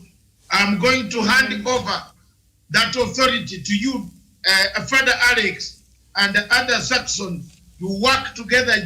That where there is stable of, stability in her office, then you can broadcast the program 24 hours, 7 days a week, 365 days. Don't keep quiet. Wonderful. Your people, I have earmarked you, and you have got to come out and stand by Emerson. You must defend Zimbabwe. You must defend the people of Zimbabwe. There's nothing wrong they have done. Yes, there's nothing wrong. They took their land. Yes, so what? Can you go and build 200-story building in the United Kingdom? Who will allow you? United Kingdom, we only need 5 stories because the weather can sweep you down. Thank you very much, Abigail. I will discuss more modalities with you and get yourself ready to next time you host us from Harare, where you are, instead of us hosting you. So very soon you will be there. That is how Pan-Africanism starts. Father Alex, work together, and you will be high. Motion, Matepai. Do you have any word for us? Your network is up. Thank you very much, Doctor. Can you hear me now? Yes, we hear you, but speak louder. Louder than this. Thank you very much. I'll try again. Doctor, I want to appreciate everything that has been shared on this platform. And my little input would be that there is indeed punches coming from the West targeted at Zimbabwe, but it is Zimbabwe today because of what Zimbabwe has done towards her resources. But it is another African state tomorrow. You never know. Maybe it's Kenya, maybe it's Uganda, maybe it's Egypt, maybe South Africa. Nobody knows. But frankly speaking, what I would want to say is the aspect of human rights that has been used by the West to try and bombard the state of Zimbabwe as a nation is indeed a fallacy that we have never seen in this world making sense. Why am I saying so? I would want to start from the Universal Declaration of Human Rights of 1948, adopted as a resolution of 217. That resolution in itself was adopted by states when most of these African states were not yet independent. A lot of what is in it is not African. It derails from what Africa really wants. How many countries were independent by 1948? I will tell you very few. And how many countries in Zimbabwe might have participated as Rhodesia, but is Rhodesia Zimbabwe? Certainly I will tell you it's not. Many other African states participated in the Universal Declaration of Human Rights as colonial states, not as current African states. What is enshrined in it is not what we stand for. Furthermore, I would want to say, if you then look at that United Declaration of Human Rights, it has got limitations. How then are we not allowed to also have our own limitations as a nation? If we have got human rights enshrined in the Constitution, as the previous speaker said, why then are we not allowed to revoke the limitations to the rights? Those people who are said to be revoking Chapter 58 of our 2013 Constitution, the right to demonstrate, when they do those demonstrations, they are also infringing the rights of certain innocent people walking in the streets, going about their businesses. In January, we had incidents of people who were demonstrating, burning tires in streets, burning tires everywhere else in locations. And what was that? Was that not an infringement of innocent people who had no business whatsoever of the demonstrations? And summarily, I would want to look at the issue of abductions as raised from the headquarters of Punchline by Miriam. I really had an itching issue on that one. I think we would pick the issue of the abductions of the three ladies, as rightly pointed by Miriam initially. Dr. Matanga, that issue, if you look at it, it is conjured in a manner that tries to portray the desires, the wants, and the commitments of Westerns to find a justification to perpetuate the sanctions upon Zimbabwe as a nation that is not abiding by the codes and dictates of human rights. As such, Dr. Matanga, I would say there is always every reason, just like every other state, to bring harmony to certain actors or deviant actors in the country. The type of Joanna Mamombe, the type of even the recent arrest on Hopewell Chimono and what have you. I would draw your attention maybe to what these people could have done, which they did not do, if they were innocent. I will give you an example of Hopewell Chimono and Ngarivumi, who were arrested here, and people were saying a lot of things about it. Dr. Matanga, look, those people had ways out. Upon arrest, they could challenge for refusal for remand. They could go to court and say, I'm innocent, don't remand me. But they were remanded, they never challenged. While it's in custody, they never challenged for refusal of remand. They said, we want bail, not refusal of remand. Why? Because you cannot challenge for refusal of remand if you feel that the allegations leveled against me, you've got a propensity of finding me convicted at the end of the day. So you cannot do that. So because they knew that the state is indeed a case, which if proven, we can be jailed. So they decided to cry loud for bail. Dr. Matanga, maybe in my summary comment as I sign out, I would want to say, we would want to appreciate an Africa where a punch on Zimbabwe should be seen as a punch on every African state. And the existence of sanctions on Zimbabwe is in itself an unfair approach to a sovereign state, as alluded by Abigail initially, that we are a sovereign state with our own rights, with our own responsibilities, who understands our mandate as a nation. Summarily, instead of those people trying to come and advertise what Emerson Mnangagwa has done for Zimbabwe, I will tell you, those people are busy committed to what they think he should do, which is to give the opposition the mandate to rule. No, we can't do that. You cannot just be given the mandate in a silver plate. Just get the numbers, go for elections, win the election, get the election. You don't have the mandate. You cannot get the mandate from the Americans. You cannot get the mandate from the British. You cannot get the mandate from the EU. You cannot get the mandate by lying that there are human rights abuses in my country, failing to portray that there are development projects, about 50 of them that has been laid down by the Mnangagwa administration in a short space of time.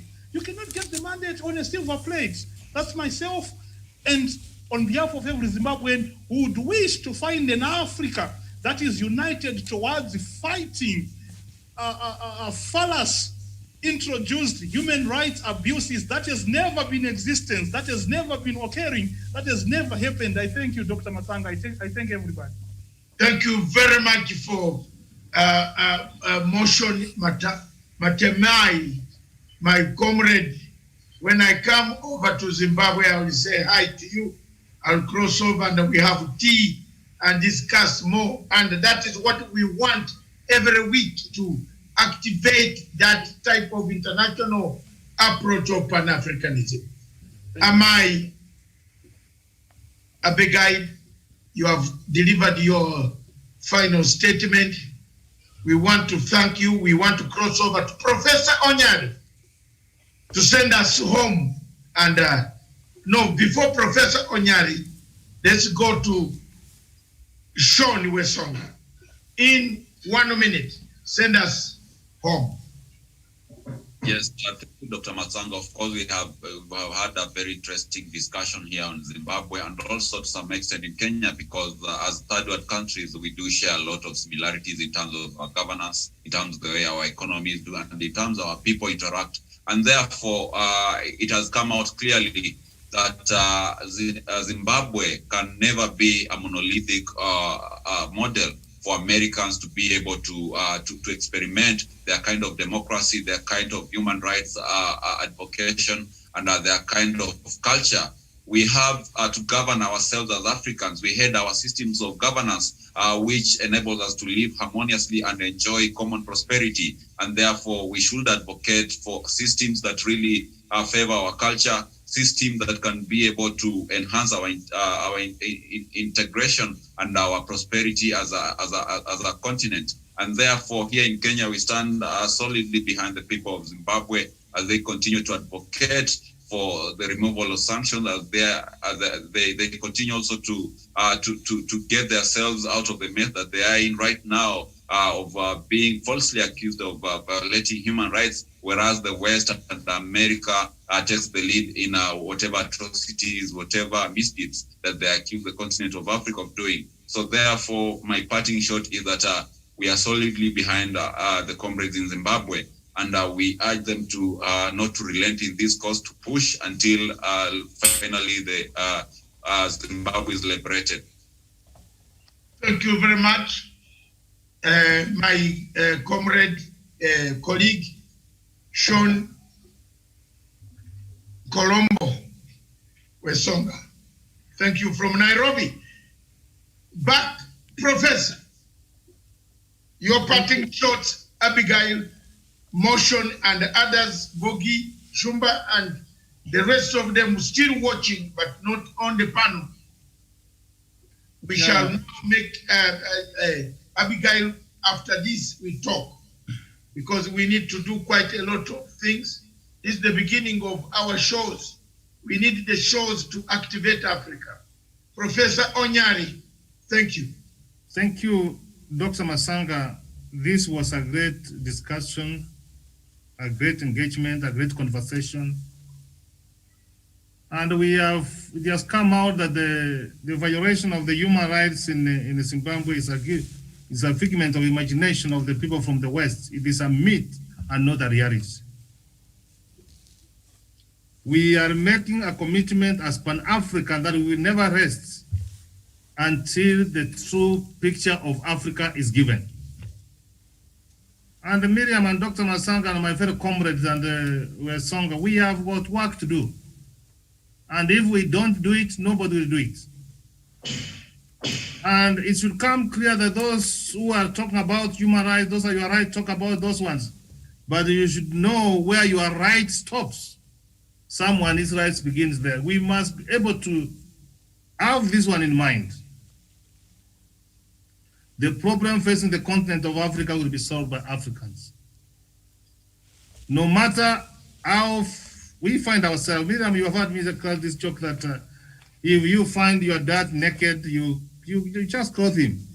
If you find your mom naked, you clothe him. You don't just go outside there to call people to come and see your dad or your mom naked.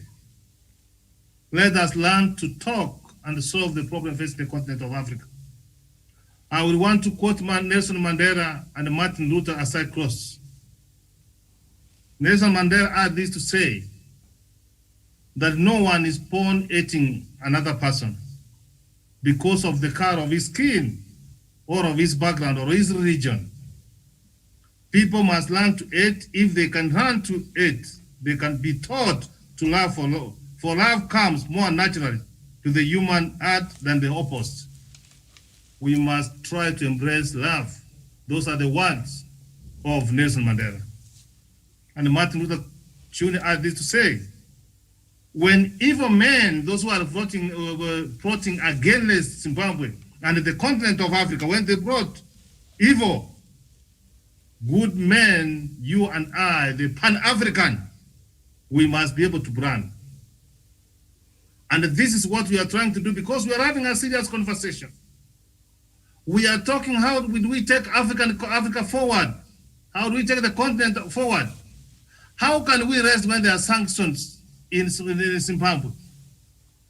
When their children cannot go to school, when there are no medicine in the hospitals, and they have got the resources which God has given them naturally, which they can trade and sell internationally and be able to meet the needs of their people. I have a background of development, my friends, and we say that development is the process of trying to improve the quality of life of the people in terms of infrastructure, in terms of providing water, in terms of providing all the other resources. When you campaign against the sanctions to be put for Zimbabwe, how do you expect Zimbabwe to develop? When someone ties your hands back and tells you to run, how do you run? My friends, then when evil men burn and bomb, good men must build and bind. When evil men shout ugly words of hatred, good men must commit themselves to the glories of love. Dr. Masanga said this: if the Prime Minister of the Republic of Kenya, Raila Odinga, and the President for the Republic of Kenya, Uhuru Muigai Kenyatta, if they will come together and shook hands to take Kenya forward. And let me tell you that these gentlemen are Pan-African, they are committed to see that Africa moves forward. We need to recommend the people of Zimbabwe that, Chisami, humble yourself because President Emerson has called you to the negotiating table. Shake hands, and take Zimbabwe forward. We have said we cannot be professional mourners, try to mourn about the sanctions of Zimbabwe. When you can mourn, I'm very, very happy with the comrades and with the discussion that we have discussed and the world has heard that the human situation in Zimbabwe is a myth and not a reality. I rest my case, Miriam. All right. Is left to us, two of us, to make our final entry into Jerusalem. So, sorry, Dr. Matanga, sorry to interrupt you. Can I just say my final word as well? I didn't know you were around. Well, not really. I just came back, like I said at the start. Go ahead, Shumba Mama Shumba. Thank you very much. Final word. I would like to thank you and your team, Dr. Matanga, because you have actually opened what I want to deem a lifeline for the children of Zimbabwe to speak out.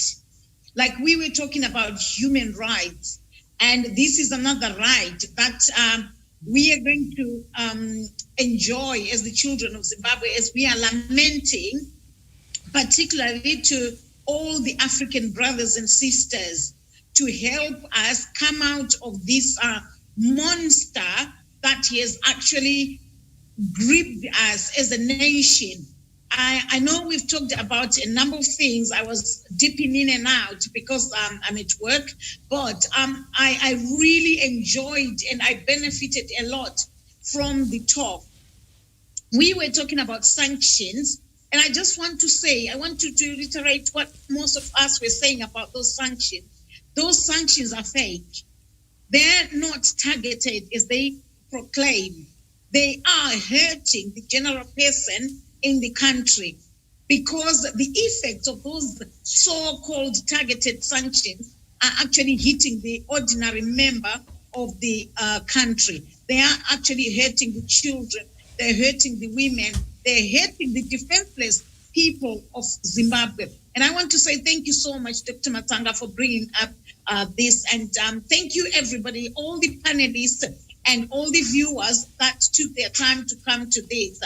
There are no human rights violations in Zimbabwe. Zimbabwe is a free country. Zimbabwe is a country that is sovereign. Zimbabwe is a country that respects its citizens. And again, we mustn't forget Zimbabwe is an independent country with a culture that is unique and peculiar to the people of Zimbabwe. Thank you very much. Very well. Thank you very much, Mama Shumba. But don't forget to listen to our radio. You that is the radio soon. Mama Abigail will be bringing it live to you wherever you are. Definitely. Yes, thank you very much. God bless you. Keep on fighting for Zimbabwe. Don't give up. Talking is very good. We won't give up. We won't give up. We'll keep fighting. And we know who the perpetrator is. That's the good thing. You know, when you're fighting your enemy and you know who the enemy is, it makes things very, very easy. We know who the enemy is, and the enemy has been exposed now. And what we are just saying is we are going to conquer. We are almost there. There are very, very, very, very many things which are positively happening in Zimbabwe, but nobody wants to say anything about them. All those people that are coming from the opposition, they're just hitting against the walls and saying things which are not even there, leaving the things which are vividly clear and which are there, which are tangible, which the government of President Idi Mnangagwa is actually doing. The man has worked so hard. The man has actually toed the line. And yes, we will get there. Yes, we will get there, definitely. Thank you. Thank you. Thank you very much. Amai Bogi Shumba, right from the headquarters of the Imperial Legacy in London.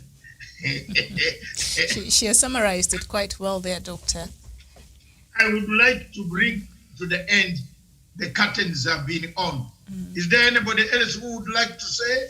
Replang Talau. Is she the same person like you? I think so. Your technology is going to be very useful in very shortly. We are going to utilize you all efficiently. You are in the game. Thank you very much. I want now to ask, before we sign off, Miriam, your comments before I close the curtain. You have enjoyed. Yeah. We have enjoyed. We have listened. It's better to get some knowledge, inside knowledge, especially this lady, Abigail, and who was part of the people of NGOs of George Soros.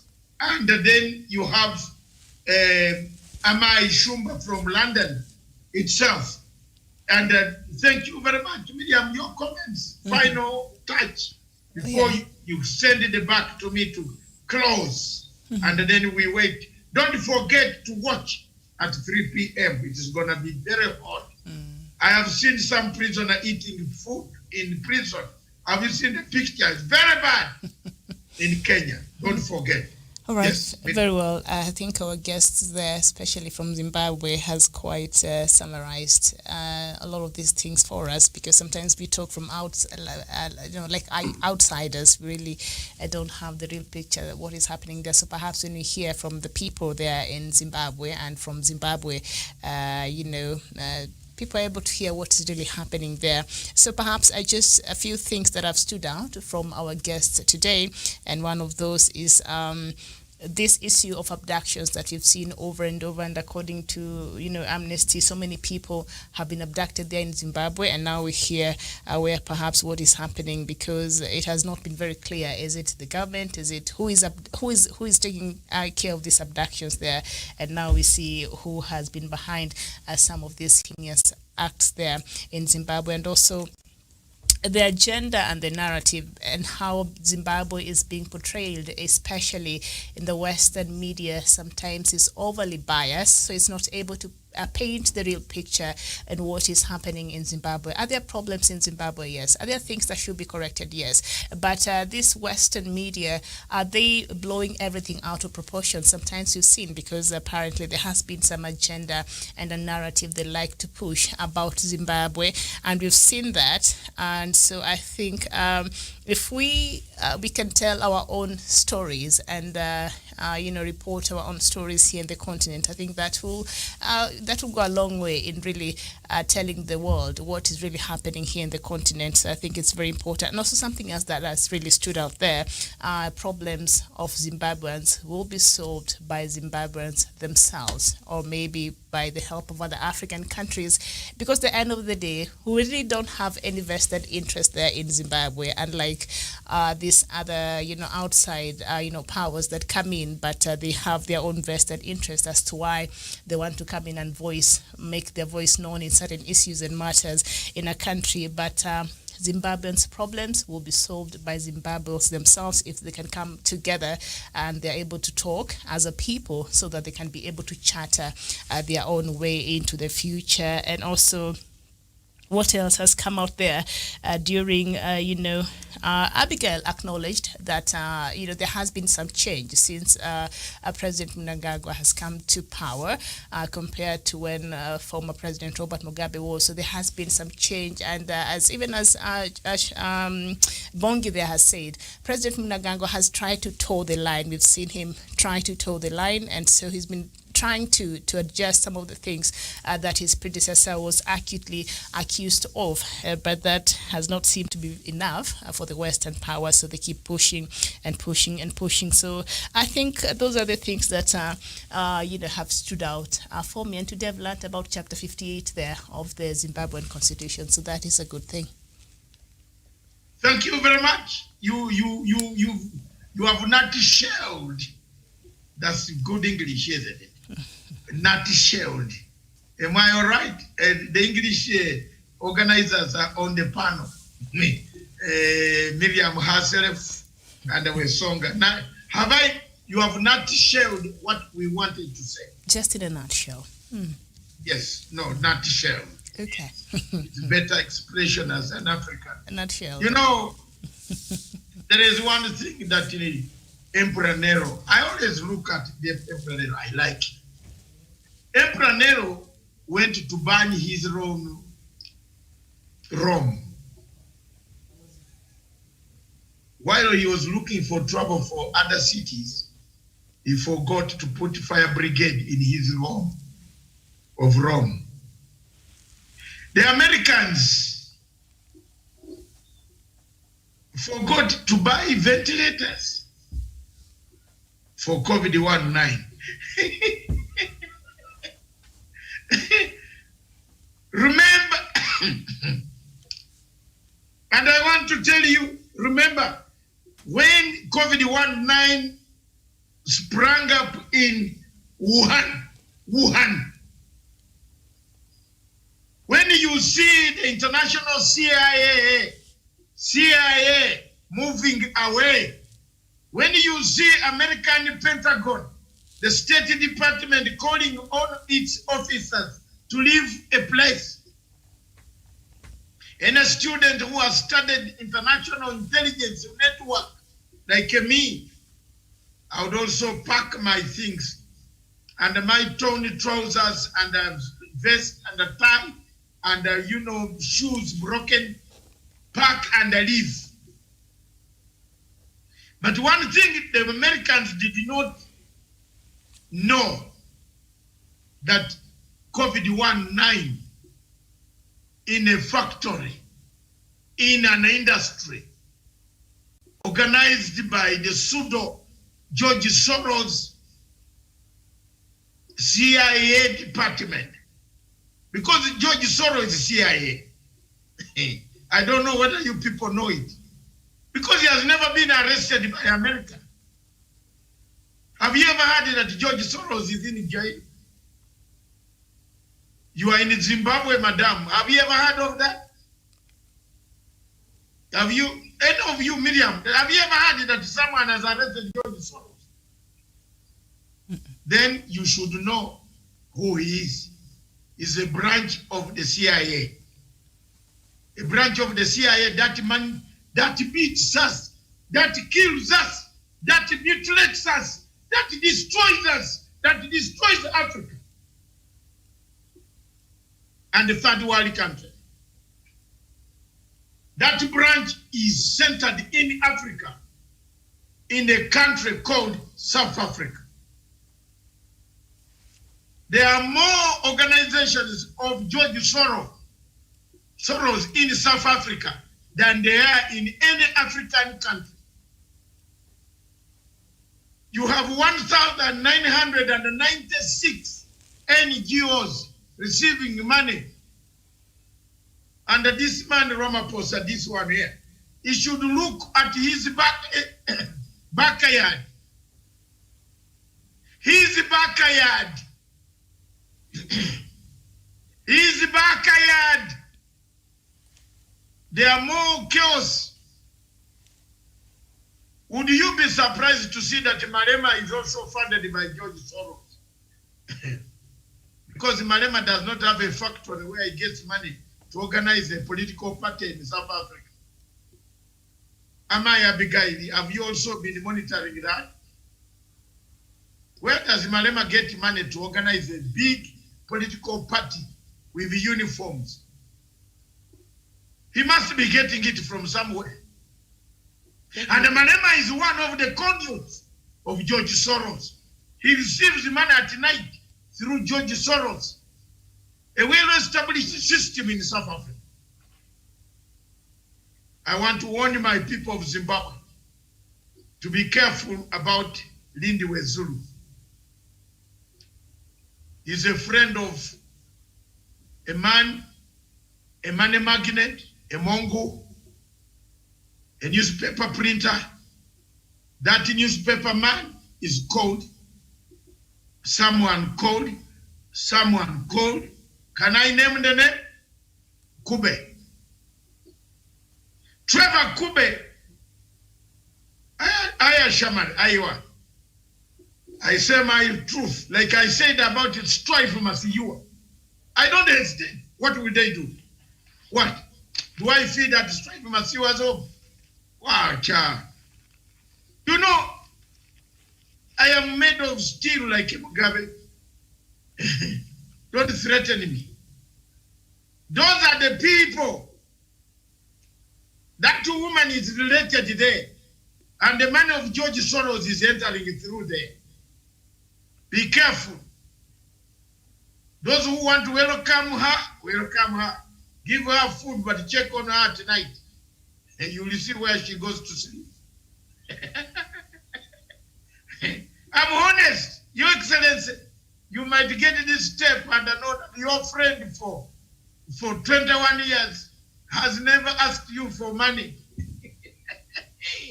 But he just defends you. Yes, I defended Zimbabwe. When Amai Mugabe wanted to finish you, I told you, get out.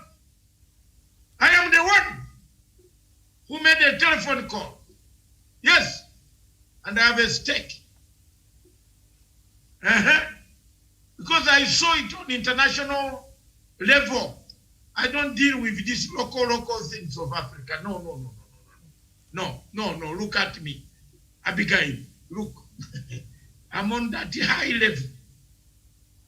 I know what is going to happen. So America forgot, like Emperor Nero, forgot to put fire extinguishers in Rome. He went on conquering the neighboring, the barbarian kingdom under Constantinople. What happened in Rome? The fire came back and burned the entire Rome. Emperor Nero started weeping, started collecting slaves to rebuild Rome. Trump is going to collect water very soon.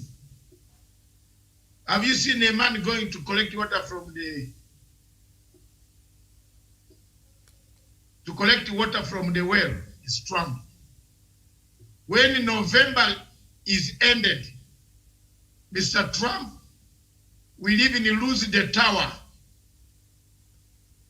Mr. Trump could be in jail. I'm telling you, Mr. Trump allowed over 700 Americans to die. It's a crime against humanity. When he was busy doing business, haggling over trade tariffs. Do you remember? He forgot COVID-19. They went to manufacture COVID-19 in a factory in Wuhan. China has 2 billion people. Have you asked how many people have died in China? Look at the figure. Won't you drop in the Zambezi River, you Abigail, today? If you look at China figure, what is it that this is they sent us, which has killed us? Yet in China, about 100,000 people out of 2 billion, population, out of a population of Beijing has over 20 million people. Not a single soul died in Beijing. Don't you think there is something very funny? Yeah, there's something. So wash your hands, keep a distance, collect more water from River Zambezi and wash your hands. They forgot to stop that the fire could come back to burn you. After November, Mr. Trump, Democrats will come back. They could come back. And guess what? The good thing in America, they don't charge you for your crimes while in office. But one American will wake up to go to International Criminal Court to place a caveat on Trump as an individual, or as if any child of Trump to travel, we get you. There's that law. I studied international law, there's a law. Putting sanctions on Zimbabwe, you can be charged individually in International Court of Justice. Individually, you can be taken there. If Zimbabwe wanted to drag Trump into the ICJ, I am ready to help them. Unfortunately, everybody in Zimbabwe wants money. People talk about, I don't know what. ED, look at your friend. I've never asked you for money. Give me a go ahead. I will take Zimbabwe as a state. Will you file from my English? I will file an application in the ICJ to drag that superpower. We are wasting a lot of time. You don't need lawyers. You need only 25 pages, which I have already. And I will question. Don't mourn. Don't be lamenters. Professor told you, professional mourners. How can you become a professional mourner for 22 years that all sanctions? No way! Let's go for these guys by using international law. Hallelujah. I give solutions. Yeah, let me take on these guys. I'm going to ask the people of Zimbabwe, you keep mum, because if you make noise, they will know it is you. I will take them on in the International Court of Justice to tell me why sanctions should be on Zimbabwe. Believe me or not, 20 out of the 15 judges, I will get 9. And I will win. And therefore, the sanctions on Zimbabwe will be nullified by the International Court of Justice. There is no other court. Trump should fly to court, to God and ask, should I or not? If he doesn't, the international obligations begin on America. Trump can refuse ICC, but Trump cannot refuse ICJ. Because Trump, after the Second World War, and listen to me carefully, students of international politics, especially Motion Matamai. Trump, after the Second World War, America signed an agreement. Never again should there be this type of thing. Japan signed an agreement. Germany signed an agreement. The first countries that will help me to nail America for putting sanctions on Zimbabwe will be Japan and Germany.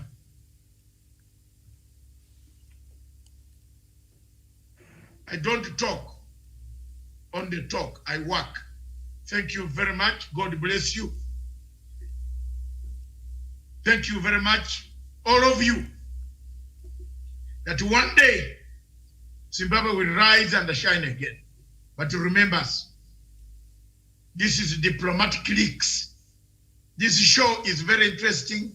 Abigail, don't only join it when there is a Zimbabwe.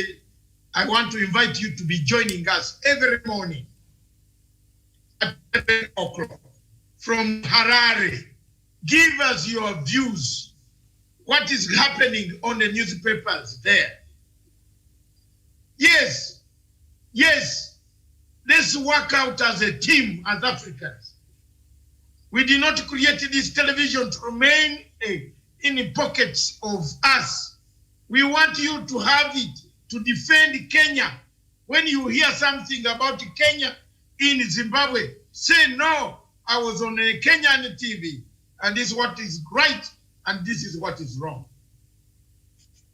Madam Motion Matamei, Saxon, Amai Shumba, Father Alex, all of you, those who took part, the production team, my panel, my panelists, in-house analysts, viewers, thank you. Thank you. Thank you very much. Tatenda, tatenda, tatenda. Thank you. God bless you. Thank you very much. God bless you. We are together. Thank you. Thank you, Miriam, and God bless you. I can now go and have my water, but don't forget at 3 p.m. if Abigail wants to listen, go and have your lunch and come back. The other show coming is bad news. We talk it as it is, and I believe with Songa today, you are going to be open as I am. I believe boss, Prof. Miriam, let's be gloves off. You cannot insult people who are not here. You insult people who are here, who are in the government. But this is gloves off at 3 p.m. The show is called unfiltered. If you have some story in Zimbabwe, which is very good, show us, give us, and we shall do it here together with you. God bless you. Thank you very much.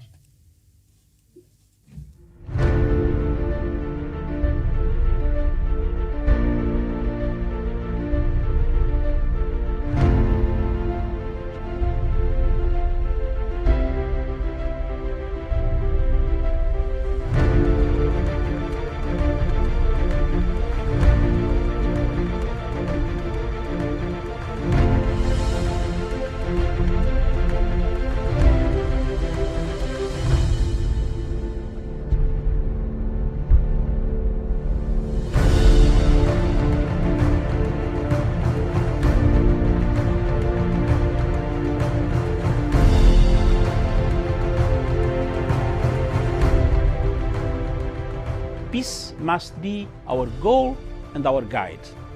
And all that we strive for as a human family, dignity and hope, progress and prosperity, depends on peace. But peace depends on us.